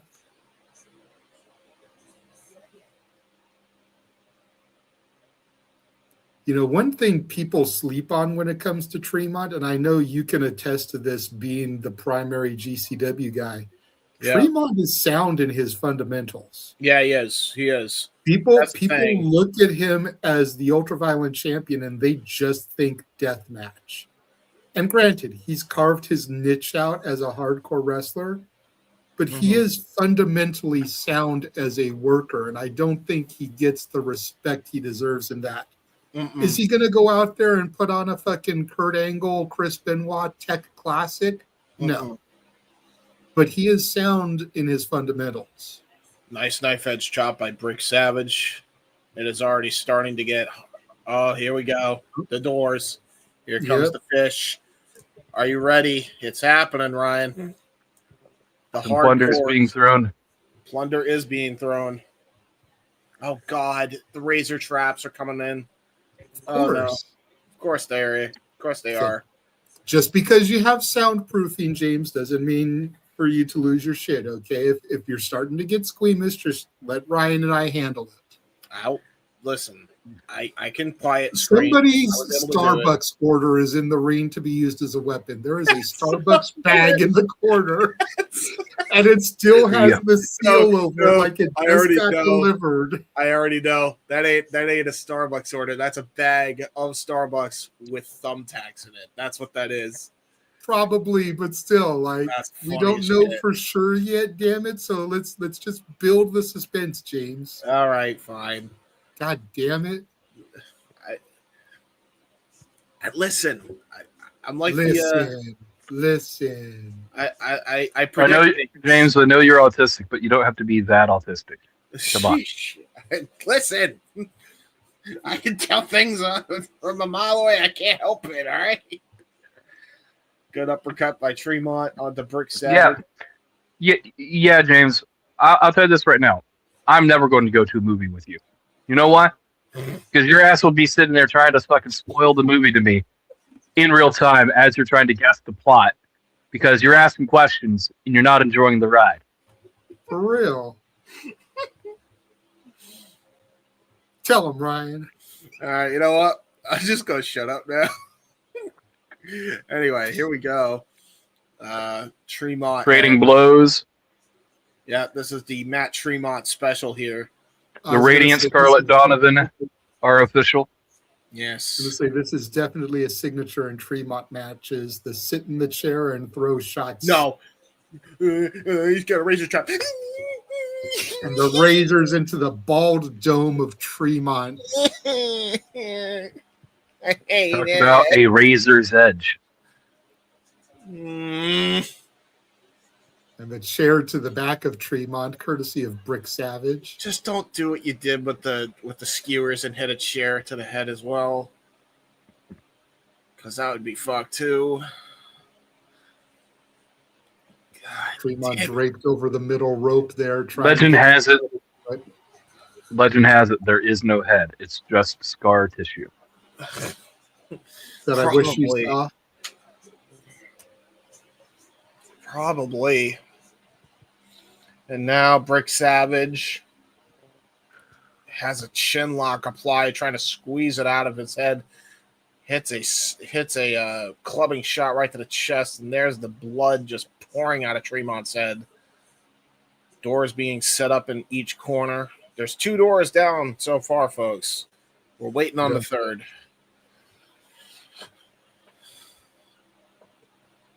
Oh, God. Saito suplex onto the steel chair.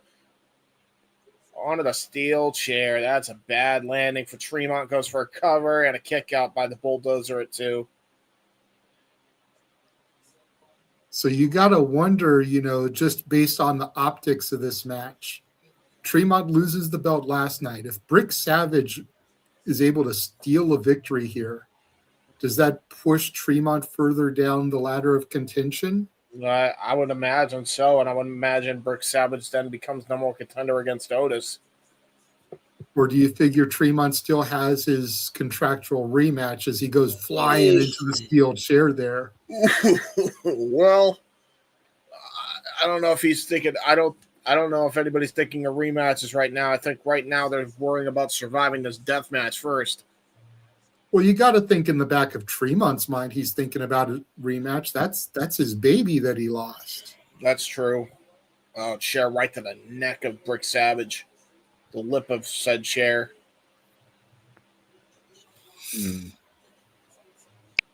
Chair right to the back. Yikes. My audio gone? No, you're good, Ryan. Can you hear me? You good? Right, there he goes. Lost my audio for a second. I don't know why. Yeah. Oh, God, he's got the fork now. And by the way, he's still got those that steak fork in the middle of the ring somewhere. Oh, God, he's going to stab the shit out of Brick. No. No, please don't. No. No stabby. Fuck off. Why do they got to do this? I don't like it. To the people watching in the chat, if you enjoy Squeamish James, put a 1 in the chat, please. Fuck off. I don't like it. It's called interactivity, James. You need to learn this. Fine. Oh, God. Oh, God. Yeah. Well, they're both bleeding now. They are bleeding.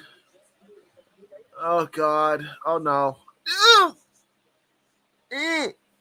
No. Step it. Leave his forehead alone. Oh, God. Oh, it's so gross. No. We could be getting the birth of another deathmatch wrestler here. We haven't seen a whole lot of Brick, but if you think about it, it was Bear Bronson's rivalry with Tremont that kind of turned him into the deathmatch performer he now is. I guess so.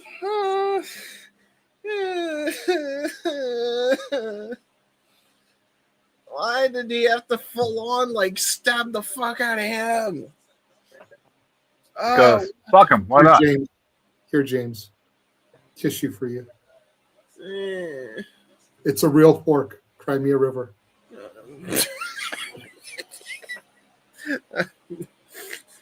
Actually, there are times he's used plastic forks, by the way. He has the Starbucks bag. All right, let's see what's in the Starbucks bag. It is thumbtacks. It is. And Okay. some kind of packet. It's a candy bar. You can't even. Oh God. Oh God. Body drop into the tax goes Brick Savage. Oh, Welcome to Deathmatch Wrestling. Yeah. Yeah. Oh my God. And now Tremont gonna go for the splash. Oh, the senton, and now he's got a bag full of tags. Ow. Nice jumping drop kick there from Savage. Yeah, but look at what did the idiot think was gonna happen? Yes, great drop kick, but he landed in the freaking tax. Okay, but James, did you think he was going to be able to get that kind of height? No. Dude is a hoss. He got he is some a hoss. air on that drop kick, bro. For real. He is fantastic. There is a thumbtack in the dome of Tremont. Jesus Christ. Forgiveness, my compadres. I am very distracted right now, but if I don't screenshot this, it will be gone forever. All right, we're good. Oh my God. Savage going to the top rope now. Hopefully these cables are reinforced. The hell is he going for? Swanton bomb by Brick Savage into a cover. Tremont kicked out at 2. Wow, that was insane. Okay, that was impressive. Brick shithouse. Sorry, Savage is absolutely. Lauderdale, get on it. Bro, that was really impressive. And survival. But it's always, yes. Survival as it is. Instinct has kicked in. What separates the king from its horse, James? I actually don't know the answer to this question. I'm sorry, I'm stupid. Form, ability, and power. If their form, ability, and power are identical, what separates a man from his horse? The king from his horse. Body splash from the top rope gives Tremont the win. Instinct indeed. And the instinct paid off for Matt Tremont to get the victory and secure the dub.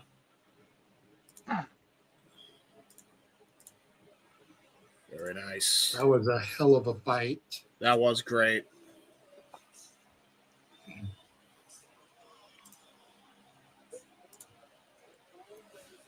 Very good. Very good. Oh, no. Look at that.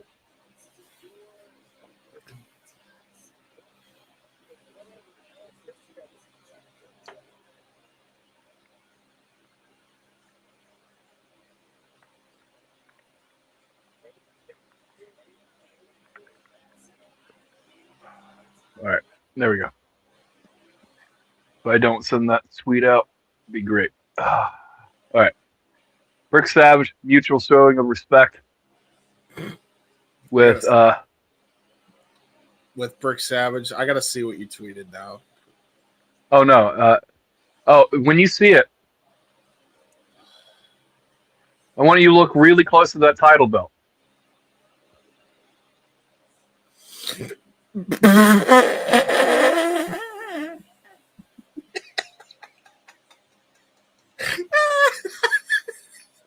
It's just the AEW logo on the AAA Mega Championship. That is. How did that pass? How did that pass? How did that pass sniff test? That's so funny. Priscilla Kelly's on screen right now, cutting a promo on Atticus Cogar.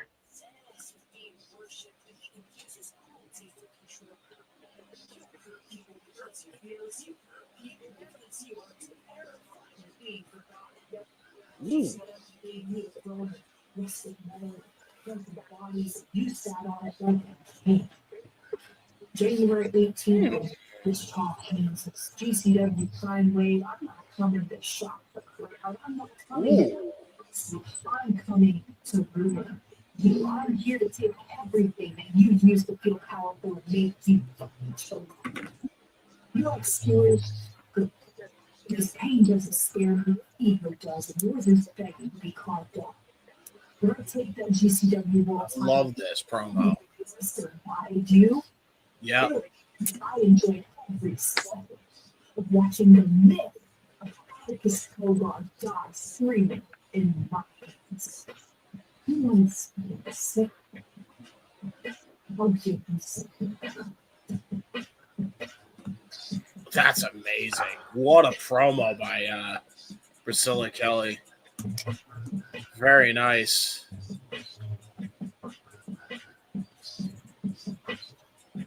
I'm going to nail him to a board. Okay. What's he going to light it on fire? Whoa. Yeah, going to light the shit on fire. Yep. Definitely not a flamethrower.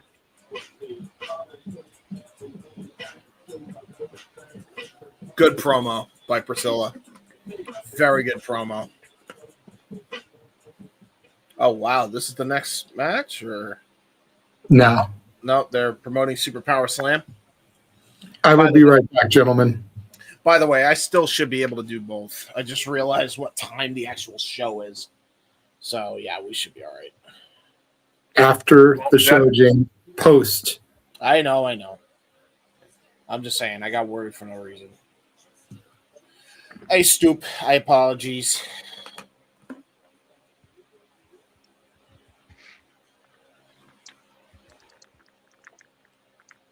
They're cleaning the ring from all the plunder, and I assume so. Here we go. Lovely. It is time for the good Lucha Tings. lucha. Lucha.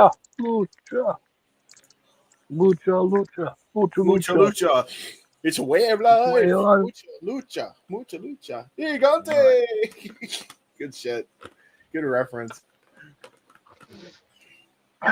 You know, for so many years, I kept hearing about Ricochet. I'm like, that show's still going on?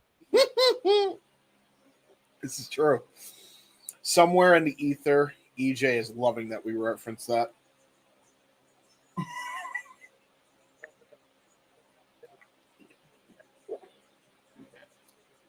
Here comes Vengador. By the way, you could tell that man is whiter than piss. It's crazy. Well, piss isn't white, but you get my point. Look at how white this dude is. Ain't no way he's Latino. But it's okay, because he could do good lucha things.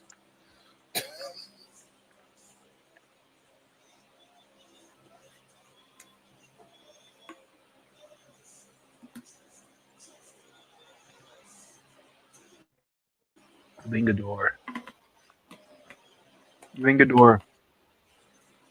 He's grown on me quite a bit. Yeah, he is. He's been great.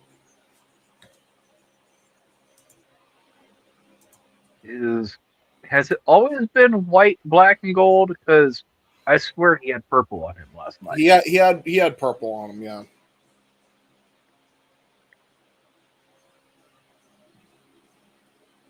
Here comes Samuray Del Sol. Lucha.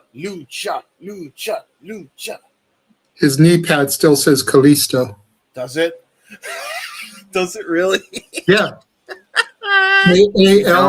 Kalisto. That's so fucking funny. Well, you know, it's good gear. It is.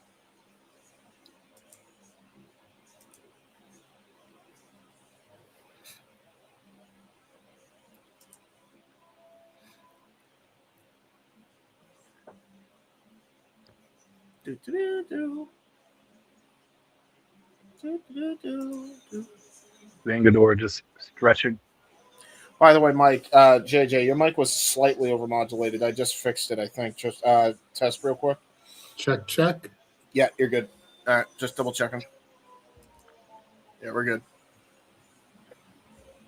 All right, we'll get to like 113. There we go. All right. Yeah, we're all good now.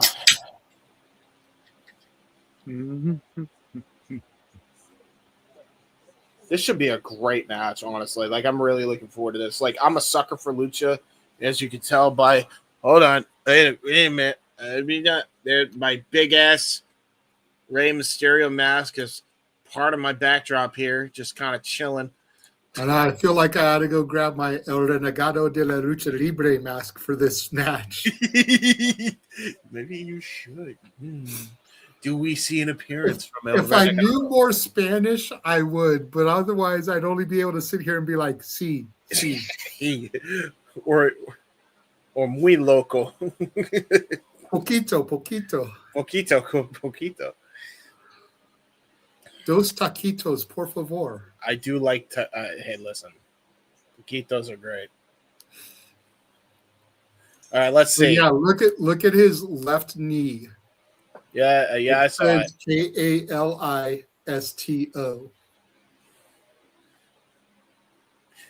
Kalisto. What does that spell? Kalisto. Lucha. Like some If you cheerleader. don't catch it like now, the match is probably going to move way too quick for you to see it later. So in the early goings, try to notice it. Collar and elbow It's tie on up. the silver leg, not the gold leg. Yeah, I saw it. I did see it. Yeah, he was. Yeah, it was all over it. Like I saw it a minute he was coming out. Oh. Oh. God damn it, Brian.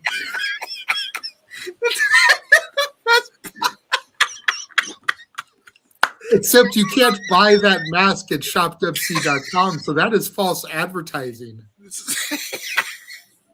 The best part is it doesn't even fit his full face.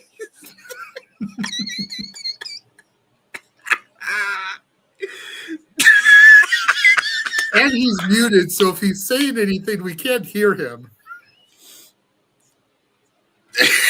He's miming. He's miming at this point. In fact, we'll let him mime for the rest of this match. You don't even have to say a word, Mr. Vengador trip Samuray Del Sol. How do you say fish in Spanish? Hold on, let me see. Could do that. You call the match, JJ, for a bit. Oh, okay. Irish whip. Samuray Del Sol goes up and over. Vengador goes for the roll through. Samurai up and over with the pin. There's a one. Both men trading pinfalls back and forth. Gets a 2 count as Vengador. Now a 1 count for Samurai. Another 2 count for Samurai. Kick out by Vengador. Right. You entrusted the wrong person to try to call fast-paced lucha. You did good. Right. You actually did good, better than you thought. El Pez Luchador. That's how you say the Wrestlefish in Spanish. El Pez Luchador. Good to know. So when you go on TISM tomorrow, that needs to be your username. El Pez Luchador. Pez Luchador Tiger Power. Pez Luchador Tiger Power. God damn it. Anyway, let's start watching here. Like most from Lucha, we have the middle slow paced after the quick fast-paced action at the front of the match. Mm-hmm. We have slow down. Everybody needs to catch their breather before they go crazy in the middle of the match, because it will happen.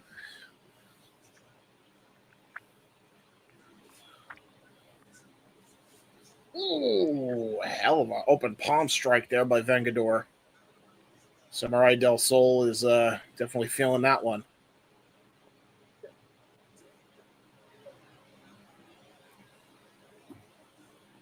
Going to go for one of his own, possibly going to try to test his might against Vengador here.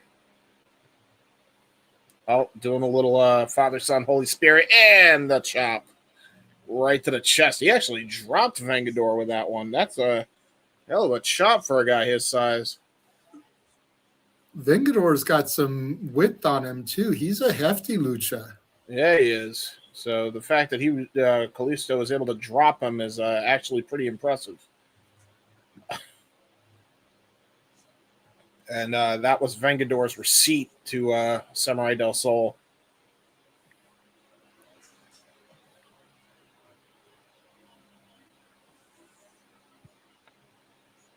Halfway through the match, if Pentagon Jr. was involved in this, he'd be like, Zero, Miedo, and then, feign a chop. He'd be doing the Cero Miedo every time he goes for a chop. This is true. I love Penta, but he does that taunt way too much. It's like somebody spamming it on a 2K video game. There's hold on. Hand scissors. It's part of powering up. You cannot interfere with your opponent when they're powering up. This All right? is true. This is fair. 101. Oh, nice cartwheel. Here we go. Lucha things are happening. Cartwheel out of it. Nice Hurricanrana. Nice cartwheel evade. Escape out of the Hurricanrana. His own Hurricanrana, and Samuray Del Sol hits his own Hurricanrana. We are back to a stalemate. Very nicely done by the Luchadors. Lucha chants here by the GCW crowd here. Lucha, Lucha, Lucha.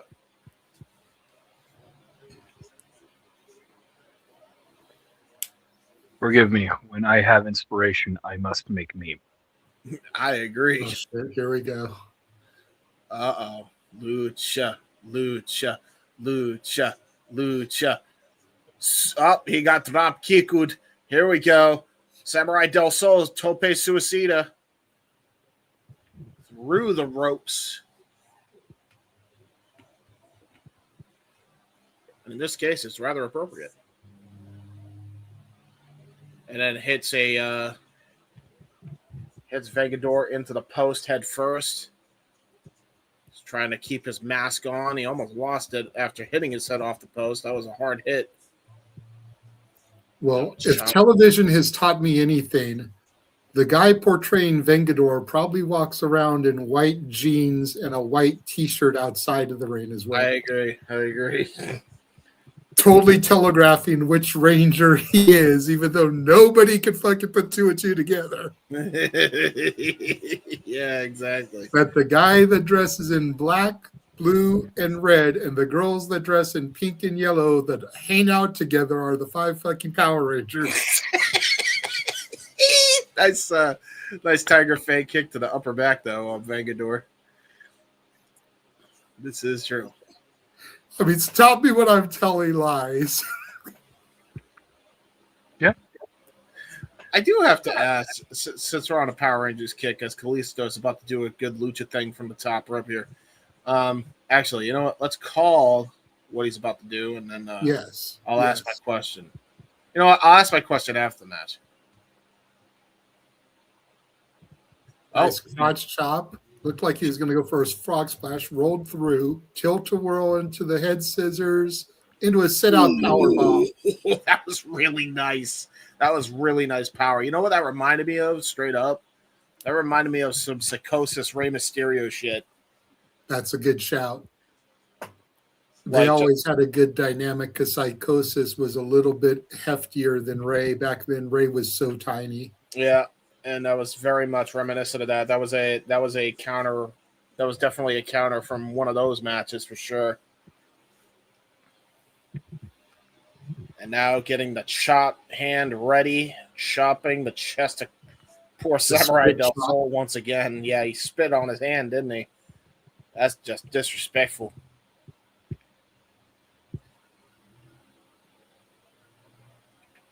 Ooh, feign the knee. It's a jab right to the jaw.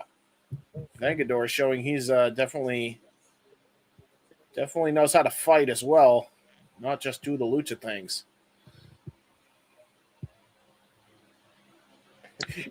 He's talking to a fan. I don't know if he's talking trash or is he just having a conversation.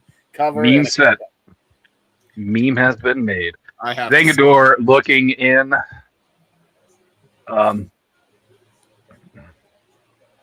Attempted of a cross armbreaker Fujiwara reverse. Ooh, this is nice little submission here. I like this by Vengador. Problem is, he can't get shifting his weight. Yeah, that was brilliant by Kalisto. Because if he got his leg, there it is again, though. Now he's got the legs locked in. Oh, no. That was a bad move by Samuray Del Sol. He used his feet to push the ropes, but he ended up rolling deeper into the submission there. Yeah, he did. I think he thought he was going to get enough momentum to get out of it, but he ended up getting deeper trapped. Meme. AI steak sauce is fantastic. Very nice. Very nice, Ryan. I approve. I retweeted. I like that guy's hoodie. Assholes live forever. That is true. I should know. Now getting a boot to the face. Great. Ooh, good monkey flip. And he was able to get onto his feet, did Kalisto. That was brilliant there. Ooh, was about to go for a running charge there. Ooh, Vengador is psyching out Kalisto. Didn't know where he went. And then he whistles. He whistles over to him. Kalisto's like, where did he go? Oh, hi. This is some tomfoolery if I ever seen it. Good old classic lucha tomfoolery. I like it, though. I do like it. Oh, was going to try to go for a Hurricane Rana to the outside, I think, but Vengador stopped him. Cutter on the apron. Yep. Very nice maneuver there Twist of fate, really. Yeah, really. That was a twist of fate on the apron. And keep in mind, I do believe this is now a J-Cup qualifying match. So the winner of this match will be entered into the J-Cup. This is great. I'm fine with whoever wins this. They are putting on a very good contest. Kalisto to the top rope. Nice high angle crossbody into a cover and a kick out at 2 by Vengador. Now going for the leg kicks. Trying to set up for an Irish whip. Oh, little schoolboy into a roundhouse kick and a Hurricane Rana implant DDT. Goes for the far leg and a kick out by Vengador yet again at 2. The longer this match goes, the less faith I have in the ring. Yeah, a little bit. That ring is bouncier than shit, bro. I thought the Alaska ring was bad. This is pretty bad, yeah. This is a bit. I think something broke. Yeah, because this is GCW's ring. And I don't think it should be wobbling this much. I agree. Are you sure it's GCW's ring? Because I know when they come out here, they rent. No, that's fair too. There are traveling promotions, so to try to move their ring from city to state to state would be too difficult, I think. Hold on. Let's hold off on the ring discussion for a minute because Kalisto and Vengador are kicking the shit out of each other. Holy shit, bro. They're pulling out some strong style shit now. Both luchadors down. Damn. Either way, this is the same ring that they had from last night. I recognize the canvas. And it was doing this last night. Dude, that super kick was nuts, dude.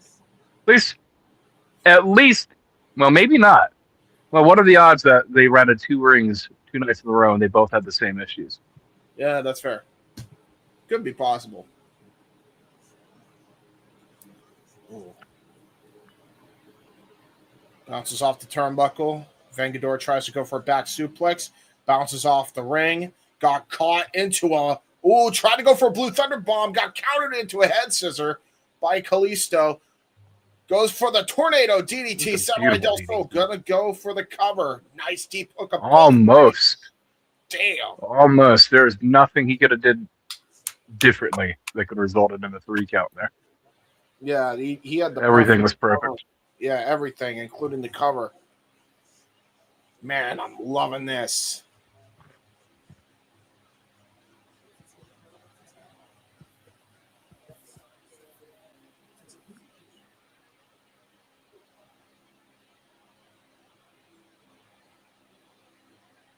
Now Vengador put on the top rope, perched up, trying to go for a possible maneuver from the top rope here. Maybe looking to take a page out of one of his old tag team partners' playbook, maybe trying to go for the Spanish fly. Vengador stops it from happening, but then gets a mule kick right to the face. Inzaguri. Kalisto. Sorry. Samuray Del Sol. Kalisto. It's Kalisto. That's on his fucking knee pad.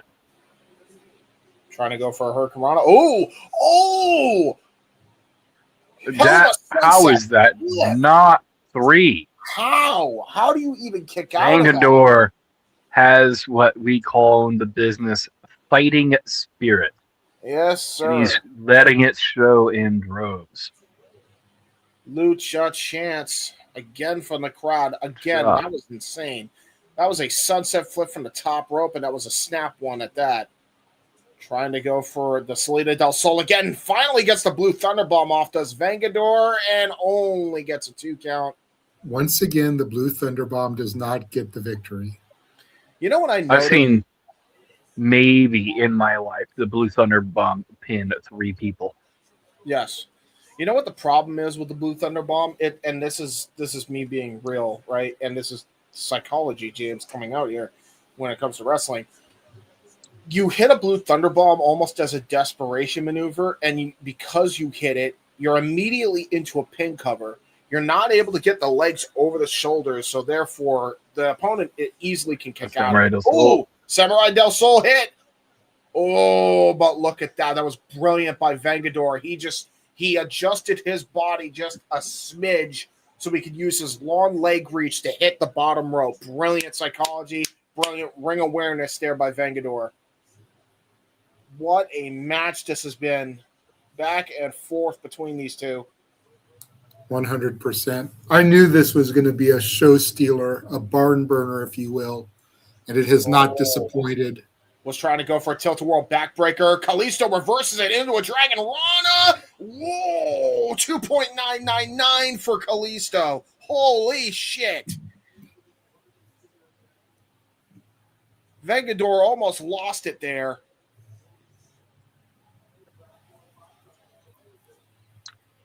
Now Samuray Del Sol trying to channel the energy of the GCW crowd here. Gonna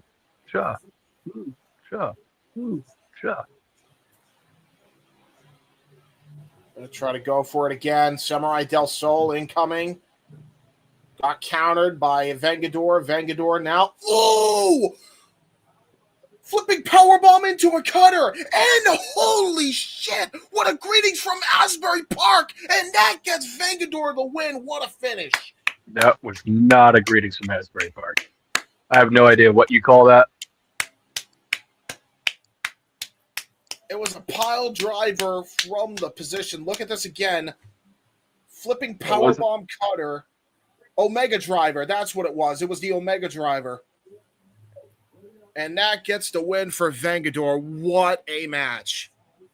Well-deserved win for Vengador, bro. Very deep movesets. Indeed. Vengador ate all of Samuray Del Sol's moveset. The best. February 6th and 7th. Yep. 2-day show. Week. Fucking kill me. Well, because it's a tournament, so you figure you're going to have the quarterfinal matches on day 1, and then the semis and the finals on day 2. Yeah, probably. Just throw them both on the same day. Let's do it. Then you're sitting there for an AEW show that goes 5.5 hours. That's fair. Well, We do that. I sat here last night for a 4-hour show. It's easily doable. Keep people within their time. They just want to go hard on it, and it is what it is. It's going to be a fun show. Definitely. That contest fucking ruled, man. I had a great And again, Ryan, now that I'm in a position where I can do more of this, if I have the days off, I can always do a day with James, and you can do a day with James. This is true. We can split it. Or I can do a day with James, and we can do a 3-man the other day if I'm off both days. Nice show of respect. Don't feel like you're obligated to be here all the time now that I seem to have a little bit better availability. So, by the way, nice lucha things there. Little show of respect by Vengador and Kalisto, as Kalisto gives a hearting amount of respect to Vengador. That was fantastic. Like, that actually, like, is match of the night so far. That match fucked. Well, you had a good old-fashioned lucha classic right there, you know. Yeah, you did. we're now taking a look at everything coming up here in the coming weeks and months. sir. Philadelphia, January 31st. New York City on February 1st. Jersey for the 6th and 7th of February. Los Angeles, California for Valentine's Day. Mesa, Arizona, February 15th. Rochester, New York, February 27th. Hartford, Connecticut, February 28th. And Of course, it's gone. Power Slam, February 1st. Yes. And Go ahead and take it over. Look at some of these matches. Jonathan Gresham and Lee Moriarty. That's going to be a hooping of a match for sure. Going to be technical wizardry between the former Paul Walter Hauser and the Mad Dog Connolly for the Progress Proteus Championship. Yes. Yep. That's going to be a hell of a contest. We got Willow Nightingale Recently crowned today. Recently crowned TBS champion. That's a fair point as well. You almost wonder there. And the GCW World Championship on the line as Atticus Cogar takes on the winner of the Nick Gage Invitational 10 tournament, Bear Bronson. Yeah, this is going to be Atticus' biggest challenge in his title reign so far. I agree. Assuming Priscilla Kelly doesn't pull a miracle. If you want to run down the rest of it, JJ, you can. Yeah, and we get to Louisville, Kentucky, March 6th, Columbus, Ohio, March 7th, Chicago, Illinois, March 8th, a 3-day weekend for us. God, March 14th and 15th will be in Atlantic City at the Showboat. That's probably going to be a big show for them. Yeah. Considering it's back-to-back nights. And then, of course, GCW, the Collective, April 15th through the 19th at the Horseshoe, formerly Bally's Hotel and Casino in Las Vegas, Nevada. Walter and I have the general admission tickets for everything from the 16th through the 19th included. And then we do have separate tickets for Poder Mania on the 15th as well. So you will be seeing us quite a bit at those shows. And then post Vegas, May 2nd in Philadelphia, Pennsylvania. Yes, sir. So it should be very good stuff coming up. Me and Walter still need to iron out all the details. General admission for Vegas is standing room only. Yeah. So I know we're not going to be doing every single show because we're two fat fucks. Trying to stand from 11 o'clock in the morning till way after midnight is not going to fucking happen. So we're going to have to try to pick and choose which shows we want to go to and what other companies' shows we want to go to while we're there. Yeah, The worst day that I know we're going to have to deal with is Friday. Yeah. Because that's Bloodsport starting at 3 o'clock. Joey Janela Spring Break starting at 7 o'clock. This is all Pacific time. And then Juggalo Championship Wrestling starting at 11:59. God I know we want to see all those things because we want to try to experience. There's a look of all the different stuff they're running off on the screen here. Yeah. We want to try to see as many different companies as possible.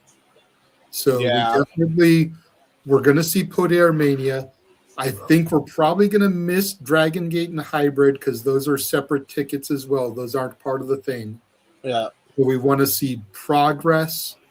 We want to see Bloodsport, Spring Break, Juggalo. There's a show that's happening in downtown Vegas on Wednesday at 11:59 opposite the Hybrid show. Yeah. That's going to have Jonathan Gresham on the card. Brittany Brooks is on the card. So we're probably going to try and go to see that. That's fair, yeah. Future Stars of Wrestling is running Full Tilt 4 at the same time. WWE ID Showcase on Thursday. Not sure what time. If it's going to conflict with the Progress show. If it doesn't, going to try and go to that. Because as big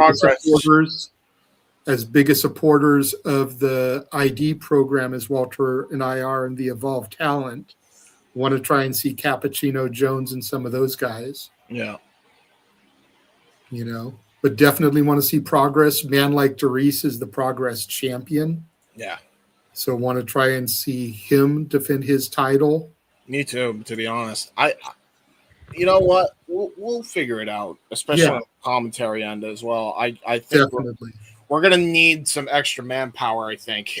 For that week, 100%. especially. I think it's gonna have to be all hands on deck. We may have to bring back some people that used to be a part of us too.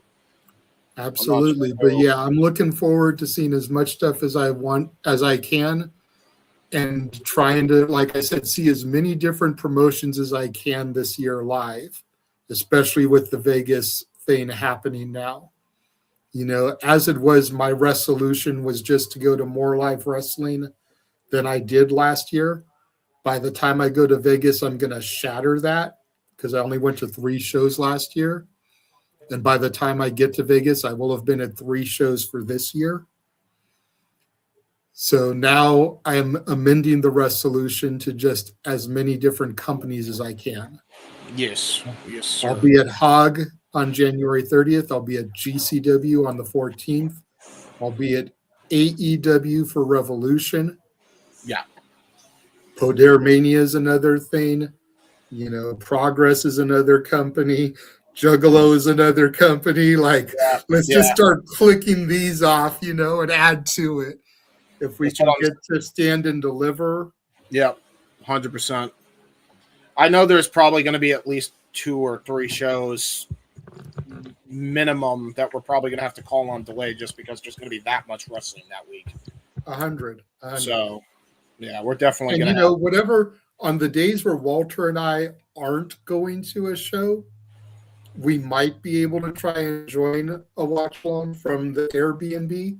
Yeah. But also remember that WrestleCon is going to be going on. That's a networking opportunity, trying to talk to talent. Yep. And then WWE is going to have the World going on. And granted, we won't be able to network with talent there. Yeah. But, you know, still want to go and see some of the displays they're going to have. Yeah, there's a lot going on that weekend, so we'll figure it out for sure. For sure. But yeah, dude, it's going to be insane. So, you know, I push a lot for the super chats and the donations here on the streams. Any super chats or donations that y'all send between now and then are going to go to help fund me and Walter's excellent ventures, if you will. Yes, sir. By the way, FYI, before we get to the next match, as Effy is fine. You're coming in a bit re-row, so just refresh. I have no headset. I don't know what to do as far as that goes, bro. No, I'm saying like it's coming in scratchy. So if you want to just go out, go back in, it should take care of it. You should be all right then. No biggie. The based god, Gringo Loco, Yes, sir. has made his way to the ring, and Effy was made to come out first. No champion's prerogative for Effy. Yes.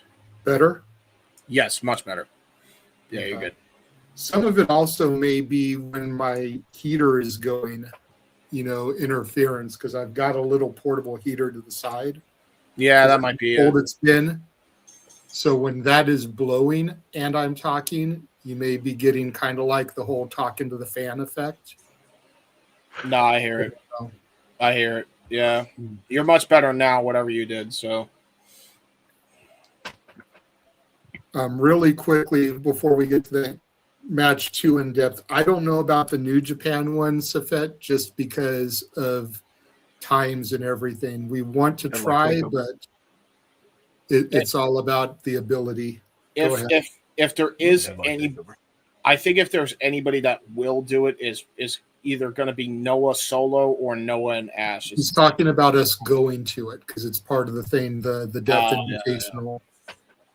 Yeah, fair enough. Ooh. Nice front flip there by Gringo Loco. I'm still amazed every time I see Gringo with his agility for a man of his size. Yeah, me too. Me too, brother. It's all air. It's not fat. It's air. Let's tell you, it's all air. Yeah, that's fair. And now Effy is Effy is fine. Are you not sports entertained? I'm scared. Does that count? I'm sports entertained the minute that I saw Effy use Goodbye Yellow Brick Road as an entrance theme, okay? That's fair. Absolutely. Ooh. Cover. Good count. Probably my second favorite. Gringo Loco has lost something off of his head. His bandana? Yeah, headband. Okay. Uh-oh. What? Is Effy about to do a lucha thing? Yes, he is. Gonna go for an arm drag. Ooh. That is why he is the base god. And now he lost his headband. The secret to lucha is having a good person to base for you. This is true. That's a fair point. Good joke. I like it. I approve. Approved. I'm not even joking. I was going to say, I don't think he's joking, James. That's legitimate. If you don't have a good base, then the Flyers are going to fucking eat shit and potentially die. Yeah, I probably should not have gave that one away on the air, but, some people need to hear it sometimes. Okay? And that's why Gringo is the base god, because with a man of his size and stature, he can be that base for the flippy floppy guys. We're breaking the fourth wall, brother. We are educating. There's a difference. This is true. Educating. You think you know Effy. me? Jerking Edge off the ladder. Did he just hit him in the face with his dick? Yes, he teabagged him. Yes. Now Gringo's going to have to cope with that. Oh, boy. Oh, boy. We're really going with the edge puns, huh? That's what we're doing now. Running around. Effy running a like a full man out of a cage. And into a side kick right to the gut. Into the bread basket. What's wrong, James? Are you not entertained? It's my fucking turn. It's my turn. Oh, God. Well, he's about to do the full run here. Look at Gringo. He's getting a full head start. Bro, I ain't gonna lie. He deserved that big boot. Gringo Loco was running like an NPC, bro. What the fuck was that run? He's like, and then turns. Like, what are you doing? It was for his peeps. Oh, fucking god damn it, JJ. Stop with the ENC puns. Do they not reek of awesomeness, James? Oh, I'm gonna die. Oh, chair to the head of Effy. Yeah, if he's not fine before, he's definitely not fine now. You're never going to stop me.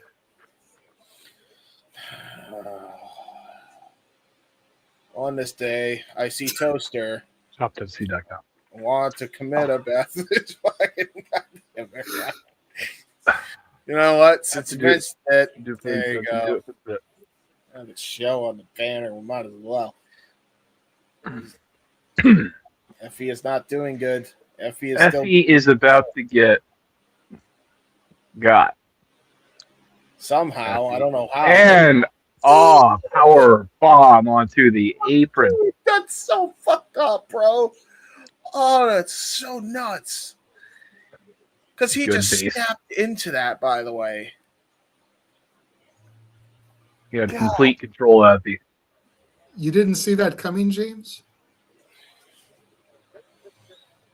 You'll see if you just close your eyes. Well,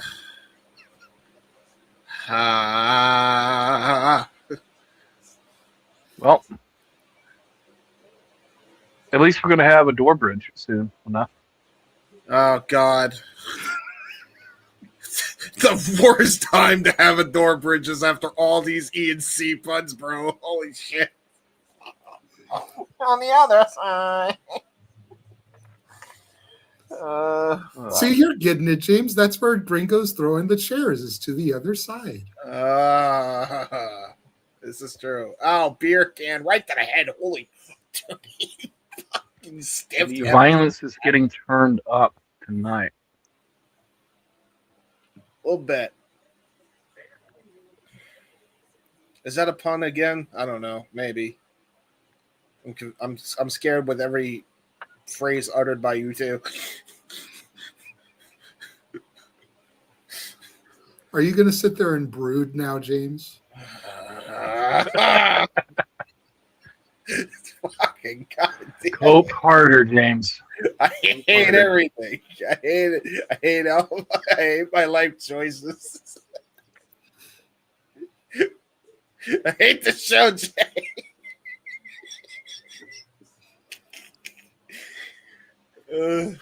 I hate everybody in my sphere of influence. Do you? Got it? Oh my god! I just clocked the fucking pun, you douchebag, Ryan.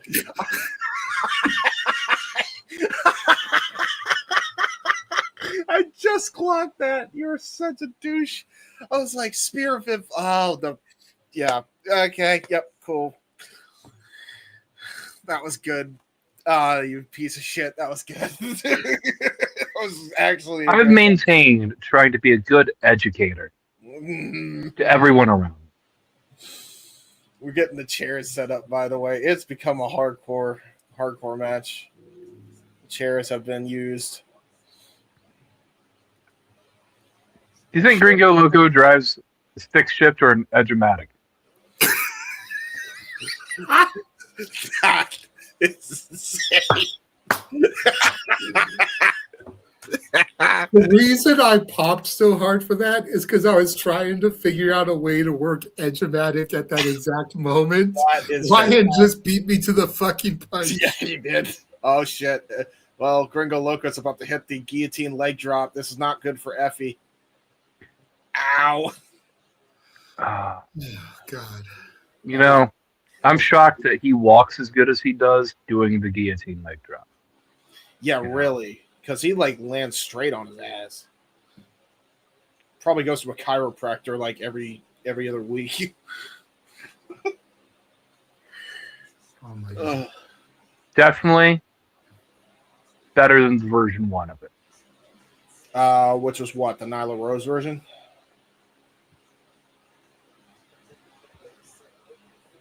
Or are you talking about the Crossfire by Jason Cross?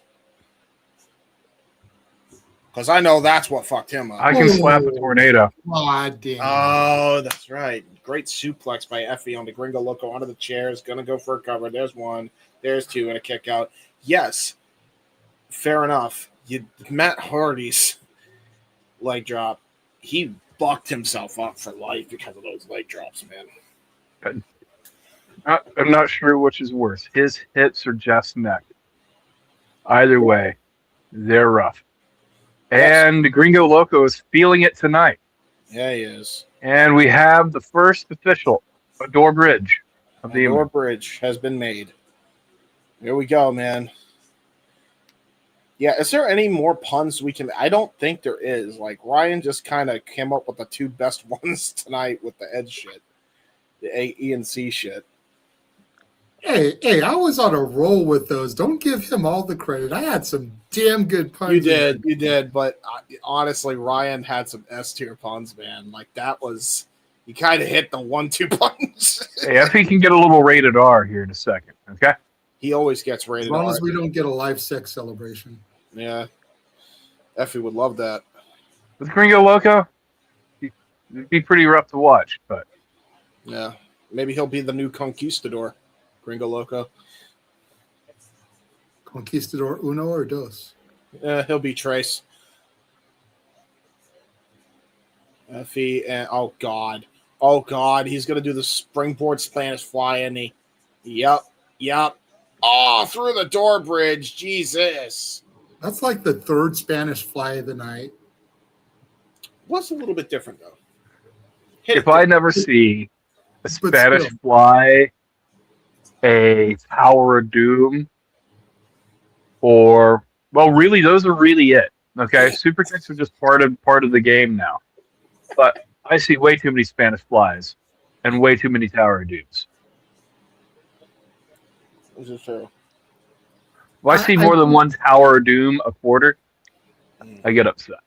To be fair, I think it should be limited to one a show. Like, I don't think there should, we have an 8-match card. 3 of the matches have had Spanish flies. That's ridiculous. Well, if the curtain jerk in the main event had them, would be maybe a little different. But like, it's getting a little excessive. These move marks. Door to the head. Well, Ow. I have no issue with move marks, but I'm kidding. the fact of the matter is, communicate with the other people on the roster, see what spots they're doing, and don't take their shit. Yeah. And like, if you're going to have a lucha match like we just saw, Spanish fly in a lucha match makes sense. TKO, by the way, by Effy, only gets a 2 count. I get that Gringo wrestles a lucha style, but maybe don't do it in this match if you're going to have it in the match prior. That's fair. Steel chair now. Oh, Effy just drew a steel chair in anger. Big Angie. Effy Big Angie. Oh, by the way, that was the 3rd door down, by the way. I forgot my whole gimmick. Me handles is you. Somebody's kryptonite. Yeah, true. You're not wrong.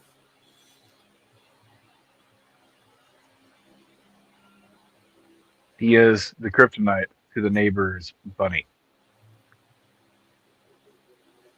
Yeah. Trying to set up his own. Yeah, I think the problem is he's been hit in the head so many times with the other door. I think Effy can't make his own erector set because he's a bit dimensionally challenged. Ow! Russian leg sweep into the chair. Hey, you respect Effy CTE, okay? Okay. I don't respect Effy CTE. Does it give him another personality? How did they miss that opportunity? I know why. I know how they missed the opportunity, because everything we've learned about CTE has happened since a very particular incident, and the particular person who I would have paired up with this team was, I think, dead by this point. But Christian, Test, and Edge could have been CTE. God damn it. That's a fair shout. And Christian and Test had already teamed with the Un-Americans gimmick. Yeah, there's history. Oh, Big shout out, CTE. We love you. In my mind. Right. Some of your best friends has CTE and you don't even know it. I probably have CTE. My dad has CTE. A lot of my family has CTE. James, you have a lot. A big low blow. Yeah. From Gringo Loco. Oh, shit. Hold on. Hold that thought, JJ, because I think we're about to see some insane shit. Oh, gut punch. What the fuck is going on here? What are they doing? And a Rana through the door. Honestly, that was impressive by Effy. I'm not even going to front. That was very good. Again, going back to the base god nickname. Yeah, that was so good because Gringo is a good base. He is a good base. He's all about that base. No trouble.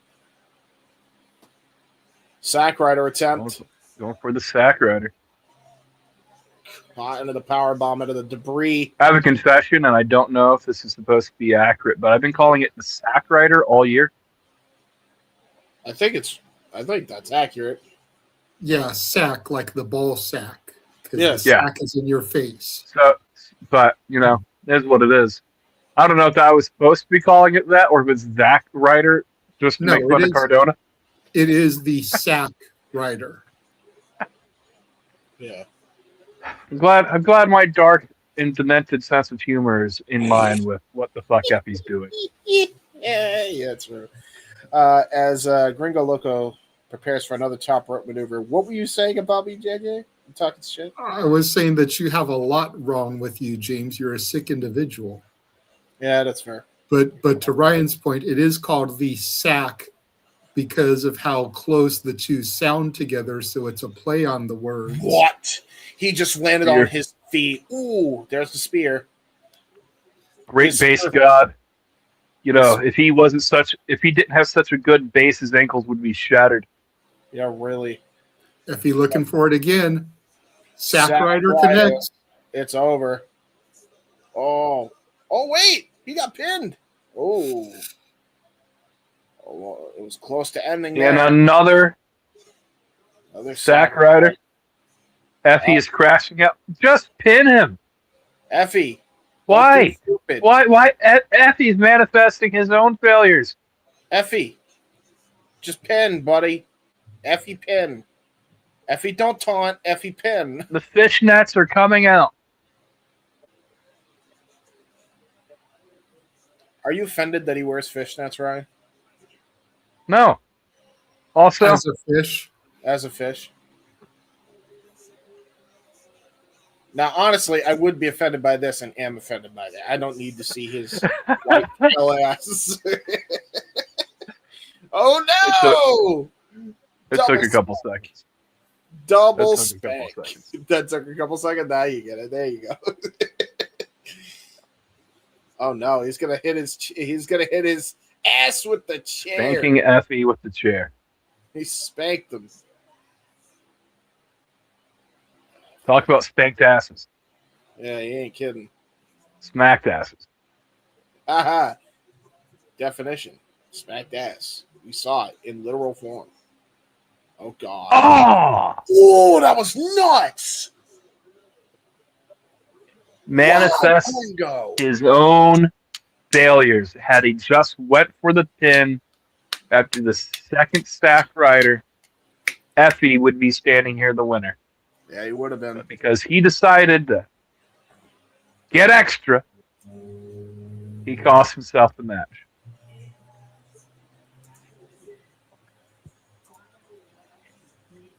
Effy is not fine, guys. We can no longer say he's fine. He's not fine.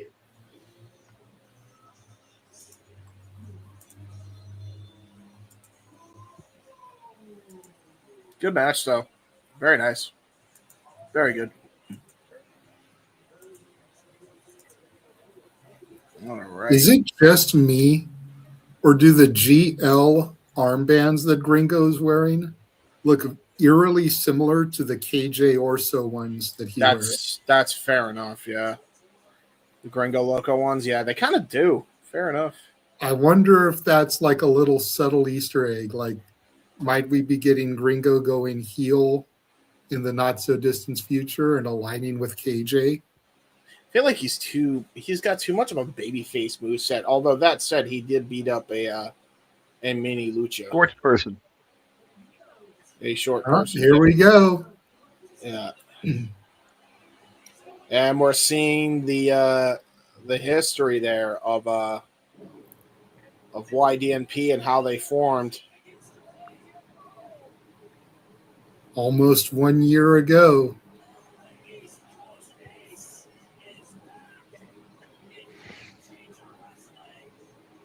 That's how it all began, man. Yep, that was the start of our journey with Busta and the Brain right here. They beat Taking on Violence, Violence is Forever. and it was a great match.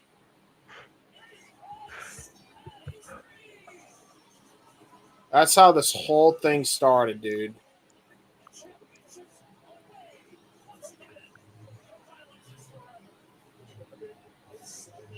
And then we're seeing their best matches. Oh, they're putting these matches because you voted this as match of the year, by the way. They're definitely No, they're showing this because it's on the heels of them being announced as being all elite, but it just so happens that it was our match of the year winner.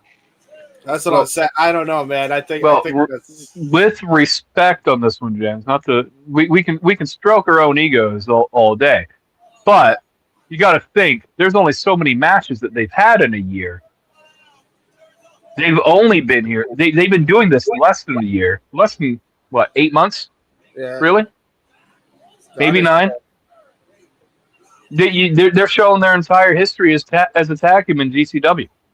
Because they just showed them losing the belts to the Brothers of Construction. Why would you show that highlight if you're just tooting their horn?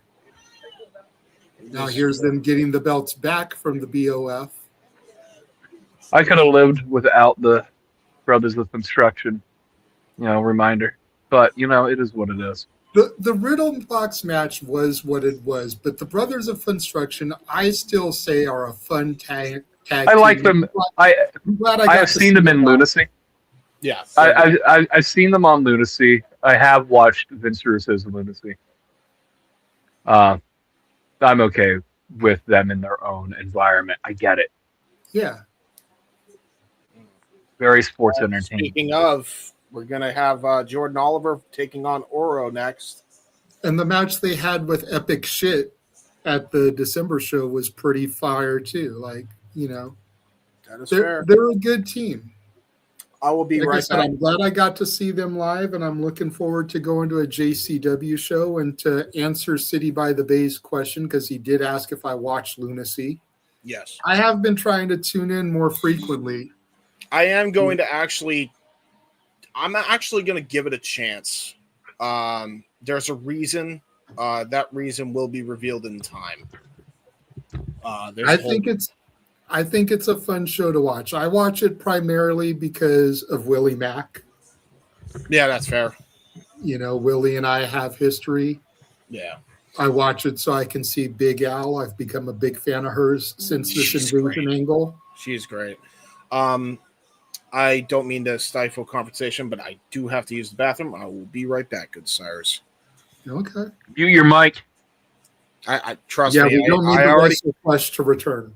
How am I? You don't have to apologize. Just shut the fuck up, James, and mute your shit. How am I going to take my streamer microphone into the fucking bathroom, guys? Just go to the bathroom, James. It can be wireless. It can be wireless. You assholes. All right, I'll be back. The way Jordan comes out solo is very heelish, so slow and methodical. I get the brain part of Busta in the brain, but you could almost misread it as being a heel. Well, he very much knows what he can do. And he comes in very calm and very collected, and then at some random point, he gets amped up. I think he's drinking it all in. I think he understands that there's only so many GCW dates left in him for the moment. But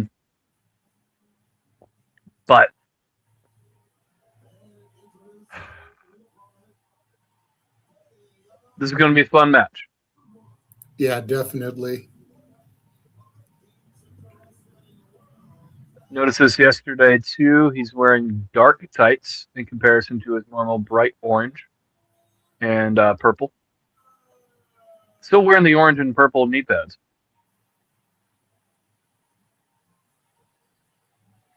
We don't know what Alec Price's schedule is today. But Jordan Oliver here to help give a little bit of a rub to the main man, Oro. Definitely.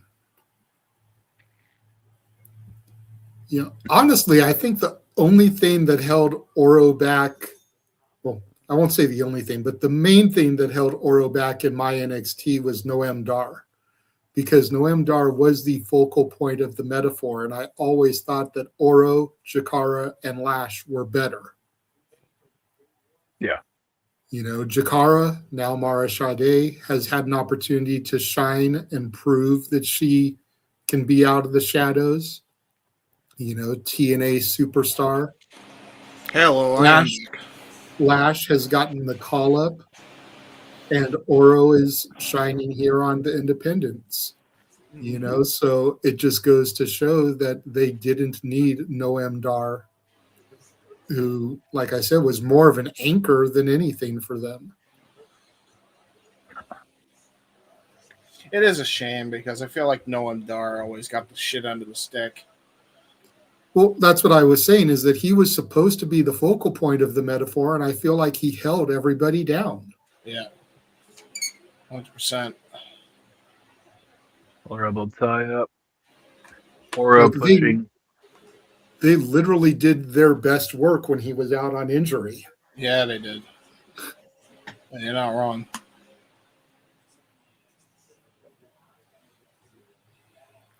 And it's ironic seeing these two work together because when they showed up for the Homecoming LA show, they arrived together. Alec wasn't on that show, and Oro rode with Jordan. So they both arrived at the venue together. It's just calling out about tie-up, by the way. I think there's some heat here. Whatever there's, I don't know what the heat is. Maybe over a sandwich. Who knows? They are big angry with each other. Up, drop to hold. Maybe some jealousy, just maybe some colorful banter for the crowd watching. Who knows? But Jordan Oliver is on the rise up. Mm-hmm. And he hasn't had an opportunity, on that stage. Not too many opportunities, anyways. Yeah. And Oro is looking to get back to that kind of a stage. That is fair. Gonna have a clean break, possibly. Oh, vicious forearm shot here by Oro. He wants Oliver to bring it here.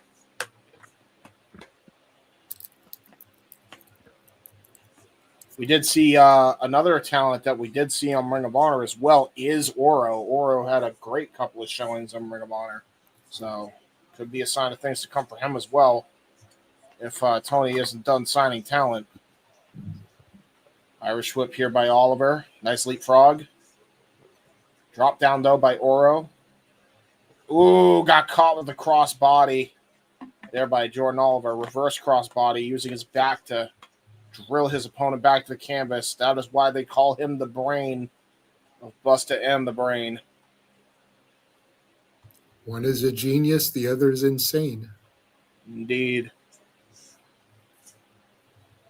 Knife edge chop now. What if I told you that Pinky was in fact the genius? I've actually heard that theory, and it does make sense. Yeah, true. Knife edge chop. Because Pinky's blunders always prevent Brain from taking over the world. It's true. And now, was going to try to go for an Irish whip. Did not realize that. Great spinning soulbot to the jaw and a discus lariat to the back of the head. Great combination offense from Oro. Was not expecting that. He actually stopped himself from getting Irish whipped as well because he held on to the top rope. Brilliant psychology and a brilliant combination of martial arts strikes there by Oro. Knife edge chop to follow up. Oro has some attitude tonight. Yeah, he does. A hell of a PK right to the small. The back goes for a cover. Lateral press. Only a kick out at one, I believe. That was a 1 count. Both these men will be in the J Cup as well. We could always see them run this back at some point in the tournament. I'm going to look forward to that if they do. So far, if this is what there is to look forward to, I'm looking forward to it. That's Oro part Douglas. He does, in fact, have a clown tattooed on his arm. It wouldn't shock me. At least I think that's a clown, and I hope I'm not misinterpreting his literal artwork. It does look like a clown. You're on point there. Irish whip into the turnbuckle, by the way. Setting his chest into the turnbuckle. Always fucking clowns, man. It's always fucking clowns, bro. Knife edge chop. A big knuckle sandwich there by Jordan Oliver. Ooh, trying to go for a scoop slam. Ooh, backslide driver by main man Oro. Only gets a 2 count. Brilliant. Jordan grabbing that neck. You got to be careful. That's a newly signed AEW talent. Don't want him getting injured before he reports to duty. Yeah, he ain't kidding. That was a hell of a backslide driver, though. That was a great take on the backslide. Very nicely done. Now has a full-on Full on Kirifuda clutch on. Full on body scissors into the sleeper hold. Really impressed every time I see Oro on my television screen. He is a specimen. He's got a bright future ahead of him too in this industry, I think. 100%.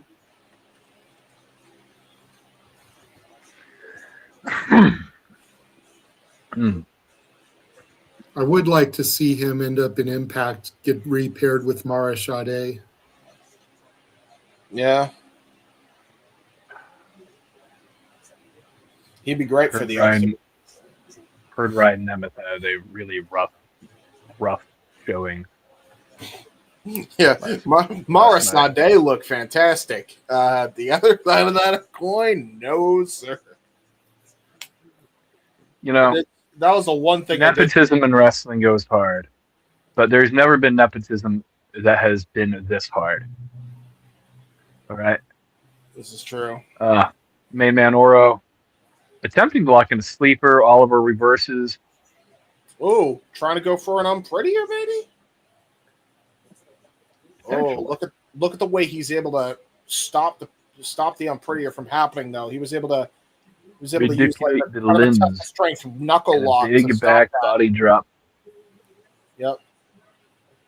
And now Jordan Oliver going to try to go for it. Oh, Tiger suplex. That's it.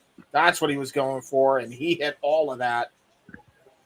That was a, you know what that was? That was a WrestleMania Day of Reckoning style Tiger suplex, dude. He dumped him right on his head and neck with that. I haven't seen a Tiger suplex done like that in a long time, actually. In real life, anyway. Now Oliver going to go for the double knee strikes. Stopped. Oliver with a backslide counter using the canvas. Super kick right to the jaw. Got caught off at the pass from main man Oro. Oro got caught with the Spanish fly. Standing Spanish fly. That was at least it was standing. It was standing. Different variation. I'll allow it. I'll give the fact that it's a different variation, but that's 3 matches in a row now. That's 4 in total. 4 total, but literally 3 in a row.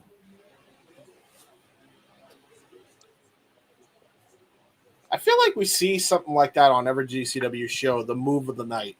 What move do we want to really showcase tonight? Yeah, really. Everybody's got to do it. Yeah, I feel like that's almost like a rib to us. Like they're almost doing it on purpose. Oliver setting up the acid bomb. Yeah, trying to do the acid bomb. Ooh, little beat to the bell here by Oro to stop him from hitting the acid bomb. Knife edge chop, though, by Jordan Oliver. Going to try to go for the acid bomb one more time. Reverse out. Nice one there. Ooh. Floater into the corner, into the turnbuckle. Yeah, and his back hit right on that middle Oh. turnbuckle. Ooh, nice little suplex there. That's different. And there's a kick out of 2. Yeah, this is definitely the same canvas, at least, by the way. You know, I can tell that at least it is at least the same canvas. Yeah, 100%. But yeah, that was a great suplex. I'd never seen a suplex like that there by main man Oro. It was nice. And now Oro looking to go for a charging attack into the corner as Oliver tries to pick himself back up. Oro gets caught. Catches the boot. Cravat hold into the knee strikes. Kawada knee strikes with the cravat hold. Very nicely done there by Oro. Vicious with his offense, man.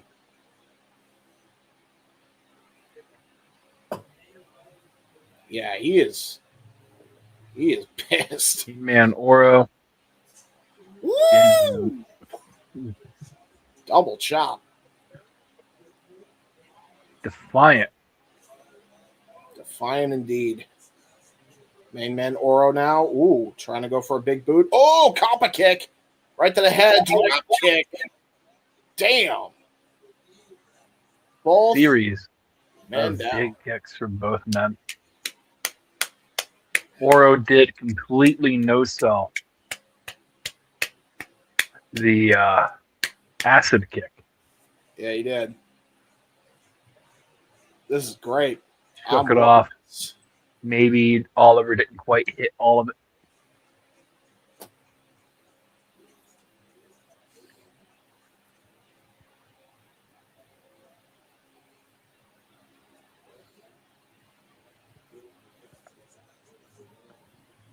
So that's a fit. As we get set here on the apron, looks like we're going to do a little test your mind on the apron here. Both men have something planned to try to devastate the other here. Maybe looking for a side slam as Jordan Oliver gets caught with a couple of Pele kicks by Man Oro. Knife edge chop. Battle is now being done here on the apron. Jesus. Dude, Just getting along.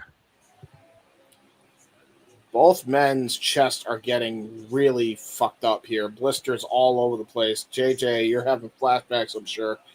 Oh, yeah. Big boots. Knuckle sandwich here by Jordan Oliver. Oh, God. Oh, my Lord. What a straight jab by Oro. What the fuck? Oh, crossbody sends him into the apron hard way. Jordan Oliver hits his back crossbody. Now going to go to the top rope, it looks like. Wall kick. Matrix Pele. Now going to go for a dive of sorts. Suicide dive. Good Cena into the crowd.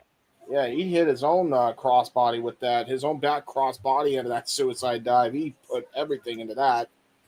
Oh, shit. Oliver stands right back up. Ooh, Falcon Arrow. Was a bit sloppy, but still got most of it. Only a 2 count, though. Avalanche Falcon Arrow. Yeah, dude. Whew. Oliver is having a belter here with main man Oro here. For the high knees into the corner. Yeah. Attempting to set up acid bomb. Yeah, I think so. And he got caught. That was brilliant there by Oro. Look at this now. What the fuck was that? Detonation kick. Detonation kick into a clothesline from hell. Great combination offense again from Oro. Discus lariat. Yeah, I guess so. But that was the way he hit him was definitely a lariat from hell. And there's the copper kick. Copper kick hits. Gonna go for a cover. Hook to the inside leg and the far leg. You see, if it was a clothesline from hell, Oliver would not be kicking out. Discus lariat. Fair enough. That's fair. That fucking copper kick has ended people before, though, by Oro. All right. Oro setting Oliver up to the top rope. He is going for the acid bomb. Ooh. Insult to injury. Oliver is broken out, broken control. Crossbody. Oh, 1, 2. Ooh, got reversed by Oro. Near fall there for main man. Oh, rising knee strike, Punk style. Double knees to follow up, and I think this is all she wrote, Ryan. Is elementary, my dear James. Acid bomb, 1, 2, 3. A tale as old as time. Very good match. Very good match. That was awesome. Really? That might be 1A or B tied up with the Luchador match. That was a fantastic match also. Great contest. The only, and I try not to be critical about it, but I feel my day hitting me, right? I hear it. I would have placed this much earlier in the night. I definitely hear it. But semi-main? Has to be semi-main, right? There's nothing else on this card. We do have Sam Stackhouse. If he has something, he may have just been advertised and then had to cancel. This is fair.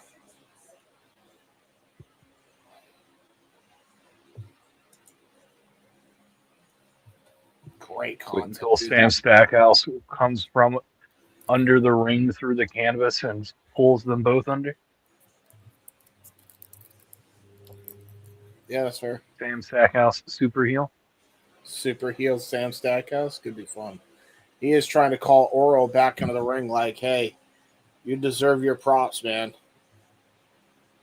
Oro says, I don't need your props. But I'll clap. I'll show you respect. Hell of a match, man. They all want him to Like go he was back. getting an okay Yeah, from Lauderdale. that was great.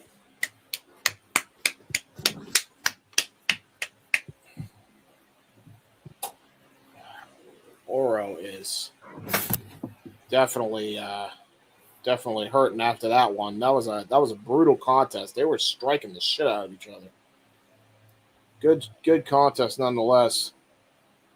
Oro being left the ring by Jordan Oliver, giving him the respect. YDNP, motherfucker, I think you just said to the camera.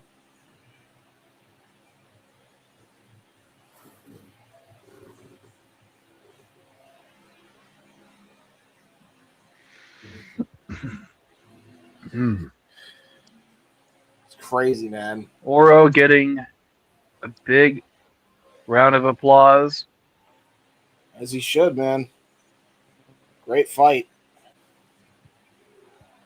GCW vignette coming up next. Been back last night's Dallas show. Gillies. Showing the... Now, we did see this in the opening, so what I will do, because I don't think we've run it other than the beginning of the show, is we're going to take a quick intermission, a quick commercial break, and then we will be right back after these words. Stay tuned, folks. And now for a taste of things to come.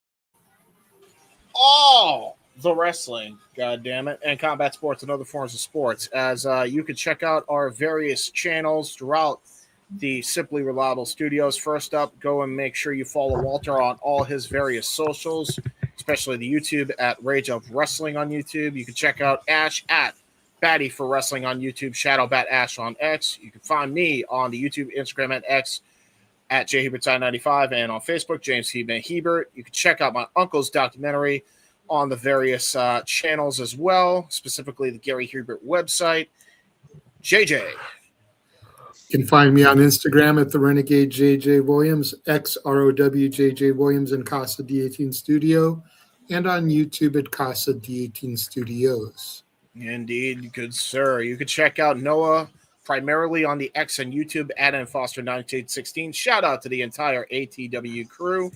And last but certainly not least, on the SRS front of the plugs, you could check out our founding father of this shiznit, Jeff motherfucking Meacham at Jeff Meacham on YouTube and Facebook, _ Jeff Meacham on X and Instagram. Ryan, the Wrestle Collective plugs. Where can they find you, good sir? Well, you can find us at WC Worldwide on Twitter, and the Wrestle Collective on YouTube. Also, if you do happen, because James really bad at mentioning some of this stuff, for all of that, like, subscribe, Yes. ding the bell. Do that. That matters. Leave a comment. Engage with the particular part. If you're on Noah's channel, like and subscribe, ding the bell. If you're on Ash's channel, like and subscribe, ding the bell. If you're on Walter's channel, like, subscribe, ding the bell. If you're on James's channel, like, subscribe, ding the bell. If you're on JJ's channel, like, subscribe, ding the bell. But furthermore, I'm fairly certain, forgive me because I'm not reading from a list. I'm just going based off what I have in my head. Wrestle Collective, we really would appreciate you, hitting us with that like, subscribe, ding of the bell. Yes. Nick doesn't have a YouTube. Can't really plug him. Yes, but he has a X at Nick B Leaf 12. You can follow him on X. But where could they get all the Wrestle Collective apparel there, Ryan? Which is why I gave you can find Wrestle Collective merch at shopwc.com. Shop.com. Where you can find our really beautiful Blue Thunder hoodie and shirts, but also the Octopus hold, which I've been wearing that hoodie for a few days now. I took it off. 100%. Is what it is. Ride or die, everybody. Yo, folks. Priscilla Kelly is entered the ring. Hell's favorite harlot, and this is, in fact, the main event of the evening, the final match of this long weekend of calls. By the way, you also could check out SR Studios 2024. And also, fair enough, Nick, for this. I'll actually highlight the comment as well as bring the comments back up. Plug the sports bar, Statboy Sports Bar, going to be happening Monday as well for playoff football. He does Monday Night Football every Monday, so go check out Statboy when you can. I don't think Monday Night Football is going now that it's the playoffs. I think they're actually on the air right now, honestly, opposite. Fair enough. That's fair enough, yeah. So if you're sports, also respectfully, I don't mean to take anything away. That's all those football numbers. They're doing very fucking well. All right. This wrestling shit, very small, people. Very niche. That's why no one needs to really refer to numbers of importance. Yeah, to be fair, what it is. Statboy gets a considerable amount of traction for those. Football is real. Especially this. Football is real. Yeah, you ain't wrong. I'm not even a football guy. Atticus Cogar wearing white. Very very not characteristic. White and purple. Yeah. It's almost like he's preparing to turn baby. Or he's about to bleed a lot. This is true. Could be. You haven't seen a lot of blood tonight. You seen enough? I don't think James wants to see any more. That's scared. Can we just have a good clean contest?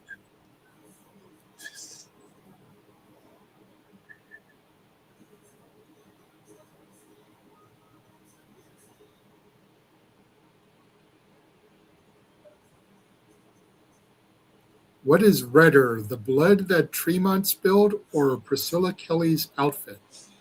I think that there's some peak hues in Priscilla Kelly's outfit. A little bit. So I want to say Tremont's blood, but nope, it's just the lighting. And Ryan is happy to see his girl get this contest. Israel's favorite harlot, everybody. Let's go. Oh, wait. That's a horrible joke.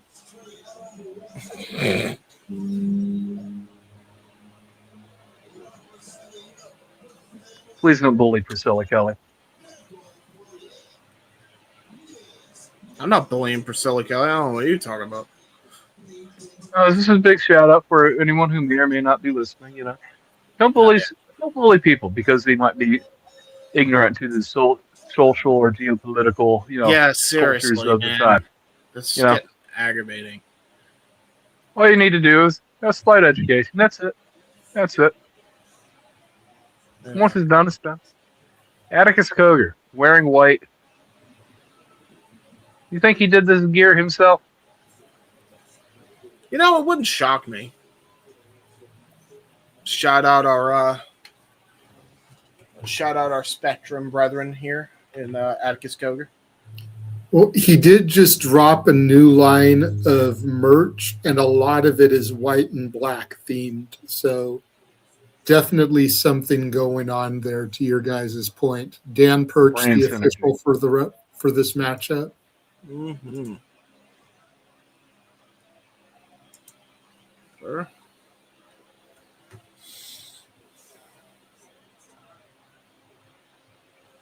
Oh, here we go. Oh, Jesus Christ. A huge cyclone kick. Cogar looking to Name the fuck out of the harlot. I'll tell you that. Man, take he full is. advantage of this while he can.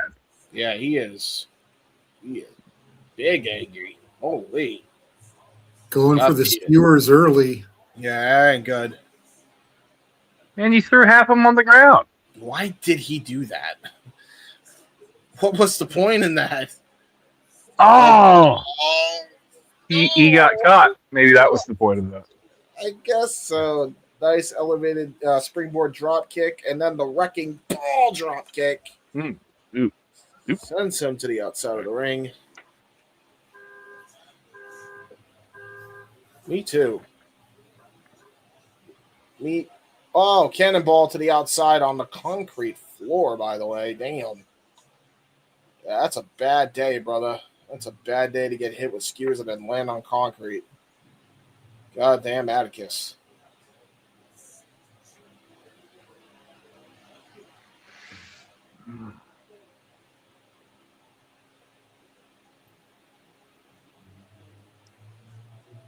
Now tossing chairs into the ring is Priscilla Kelly. It looks like we're definitely going hardcore for this GCW World Title match. Can't say I'm surprised. Anybody with 2 chairs has a chance in the fight. Wait a minute. I don't think that's how that goes. Anybody with 2 chairs has a fighting chance. Shout out James Ellsworth. Wherever you are, you no fucking chin.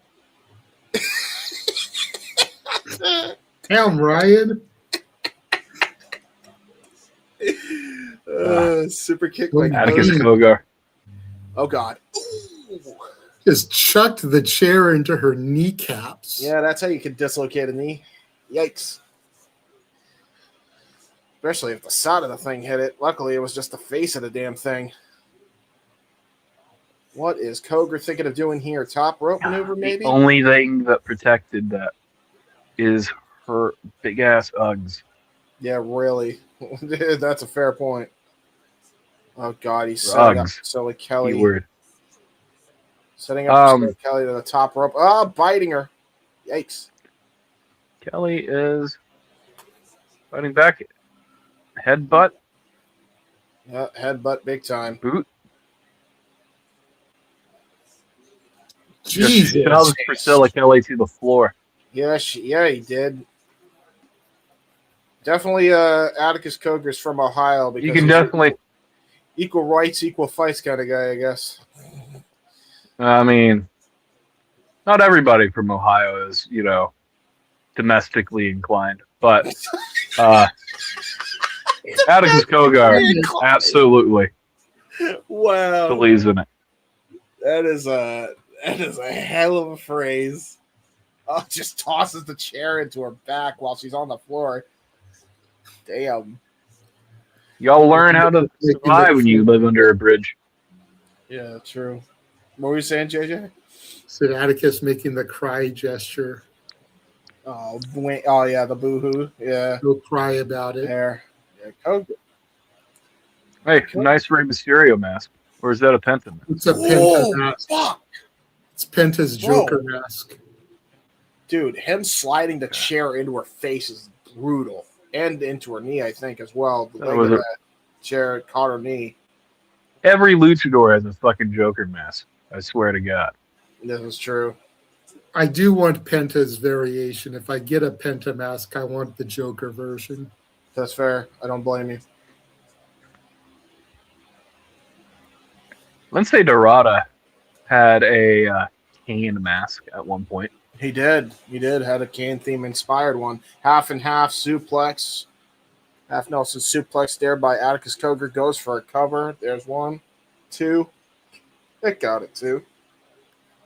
Apologies to Zachary Wentz for the brutality laid down on your woman by Atticus Cogar. You know, she keeps grabbing her kneecaps in the back of her neck.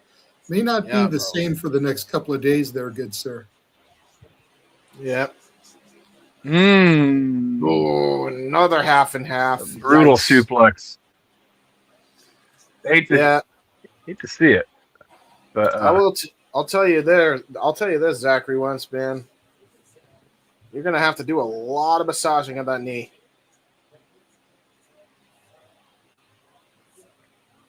Literally just drew the chair onto Priscilla's ass. Oh God, not a half and half. Don't worry, all you have to do is open the door to the treehouse and let the smoke, medicinal waft into the room. Yeah, true. You're not wrong. Kick out at 2 though by Priscilla Kelly. I just love the fact that there's a professional wrestling stable whose entire gimmick is that they're grown ass men and they smoke weed. Me too.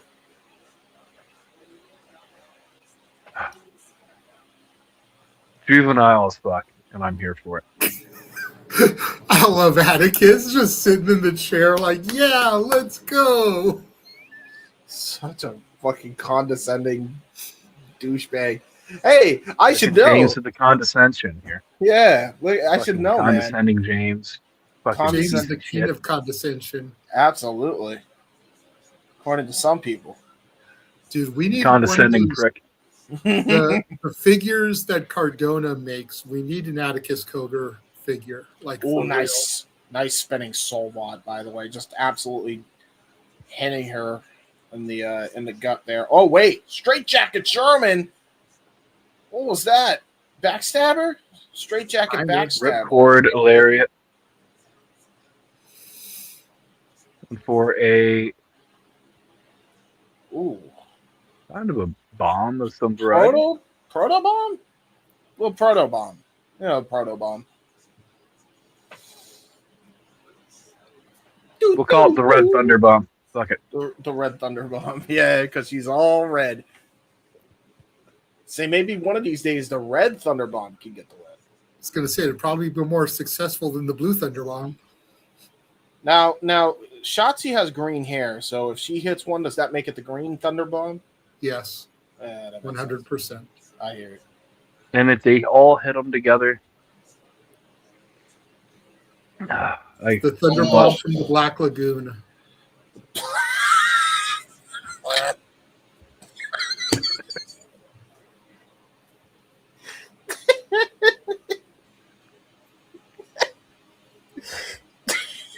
Nice. Anyway, Priscilla Kelly hit a goddamn wrecking ball drop kick with the chair into Atticus's face as we're memeing over here. Now I believe the 5th door of the night has come into play. And another chair. Oh God, door bridge. Let's make a deal. What is behind the door?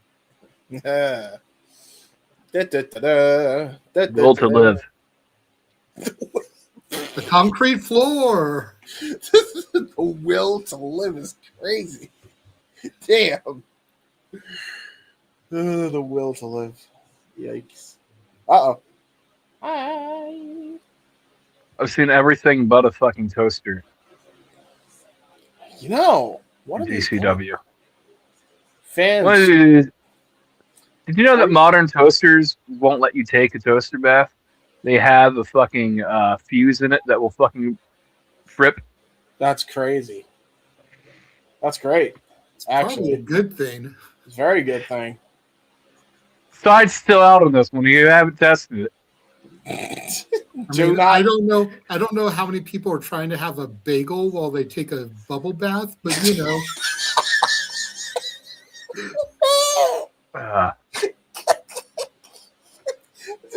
You should probably plug the suicide hotline number at some point throughout this. Probably. Bro, I ain't even gonna lie. Like, I have the literal visual now of somebody spreading cream cheese on a bagel while taking a fucking bubble.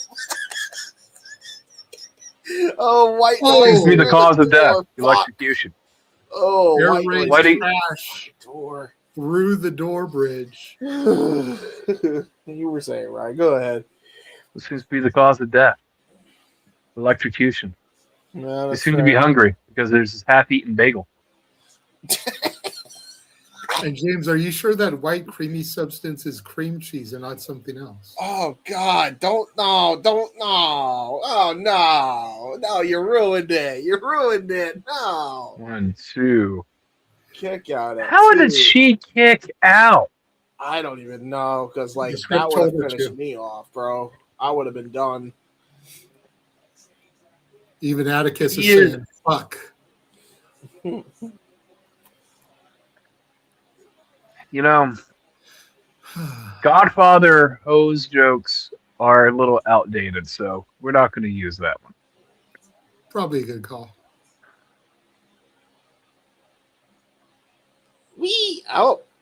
Just shut the door onto her. Why are you like? What is it? That's like the brain hemorrhage, it appears. It's like 50 points if I can nail her ass. Yeah, really? Like, what's your beef with Priscilla Kelly? Like, god damn, why are you hitting her ass all the time? What's she ever do to you? Because the cushion can withstand the pressure, James. If I'm Zachary Wentz, I'm pissed. Trying to go for brain hemorrhage counter. I thought, thank God that's where that went. I thought we were doing a cushion for the pushing joke. Getting high. Half and half. Uh-oh. Oh my God. Captured. What nice. that is a leg capture suplex into the Priscilla Kelly can hoop everybody. Yes, she can. She's very good at what she does. Yeah, that match at the ballpark last year with her and Cora Jade was a horrible judgment on what she can and can't do. Yep, 100%.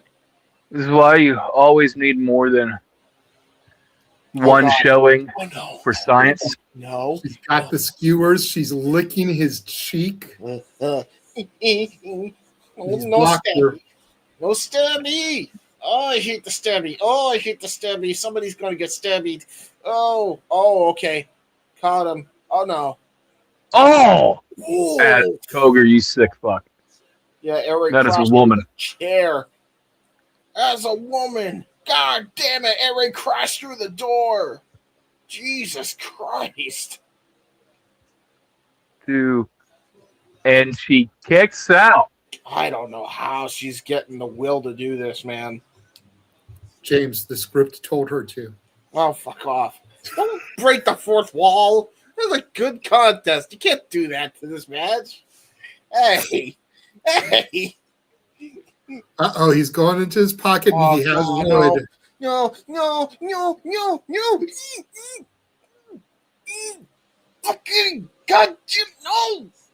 He is shanking Priscilla Kelly. Blood has been drawn from the woman who famously pulled a tampon out. Well, he gave her Atticus Cogar has given Hell's favorite harlot some horns. A set of horns. Oh God!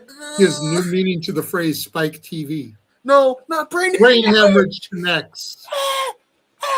Please end it! Please end it! Oh my God! Oh my fuck! Holy shit! Oh my God! All of a contest there between the champion and the challenger. Great outing by Priscilla Kelly. Yes, it was.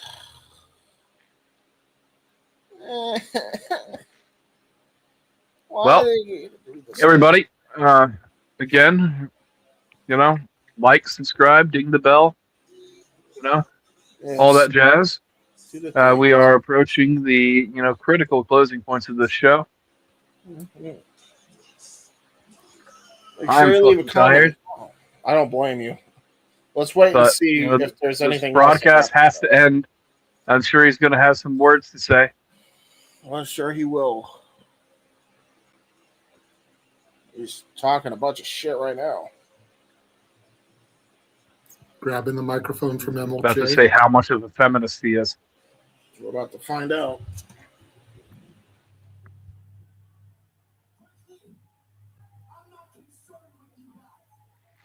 Frankly, not concerned with you guys.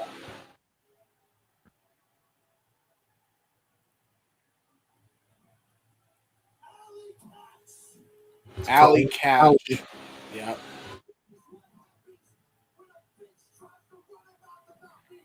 This is what happens when a bitch tries to run her mouth about me.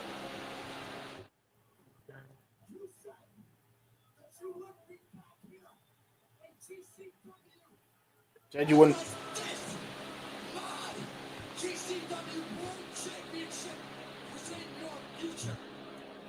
Use. Damn. Well, he said this. You said you wouldn't be back here at GCW unless it was a challenge for my audible shut the fuck up chants from the crowd. Yes. Unlike other companies that censor that shit. Yes. I think we're well past censoring.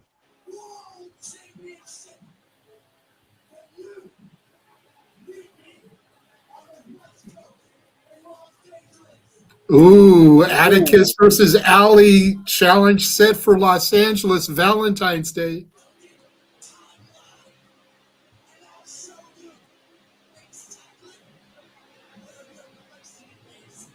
Oh, shit. Man.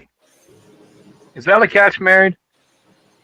I don't know. No idea. Well, that's an interesting way to ask a woman out on a date for Valentine's. Beat the shit out of each other. Dude, what I am stoked for more than anything is the thought that I might actually get to see Otis finally. Yeah, right? Because he hasn't come out to LA yet since I've been coming to the shows. And now that he's champion, there it is. Yeah. It is official. Coldest Winter 4. Cogar and Catch for the World Championship at... Oh, it's do or die, apparently. That's the billing for that match. And there we go. We are off the air. All right, folks. Subscribe, like, ding the bell, shopwc.com, all the channels on the SRS and Collective. Thank you all for tuning in. For the Renegade of Wrestling, JJ Williams. For the Wrestlefish, Ryan. I am the Heat Man, James Hebert. Thank you all for tuning in to this weekend's coverage of the Indie-rific weekend of professional wrestling, along with TNA Genesis and tonight's GCW Crime Wave, and we will see you all next time. Take care, everybody. Have a good night. Support your local independents. Yes, sir. ShopWC.com. ShopWC.com.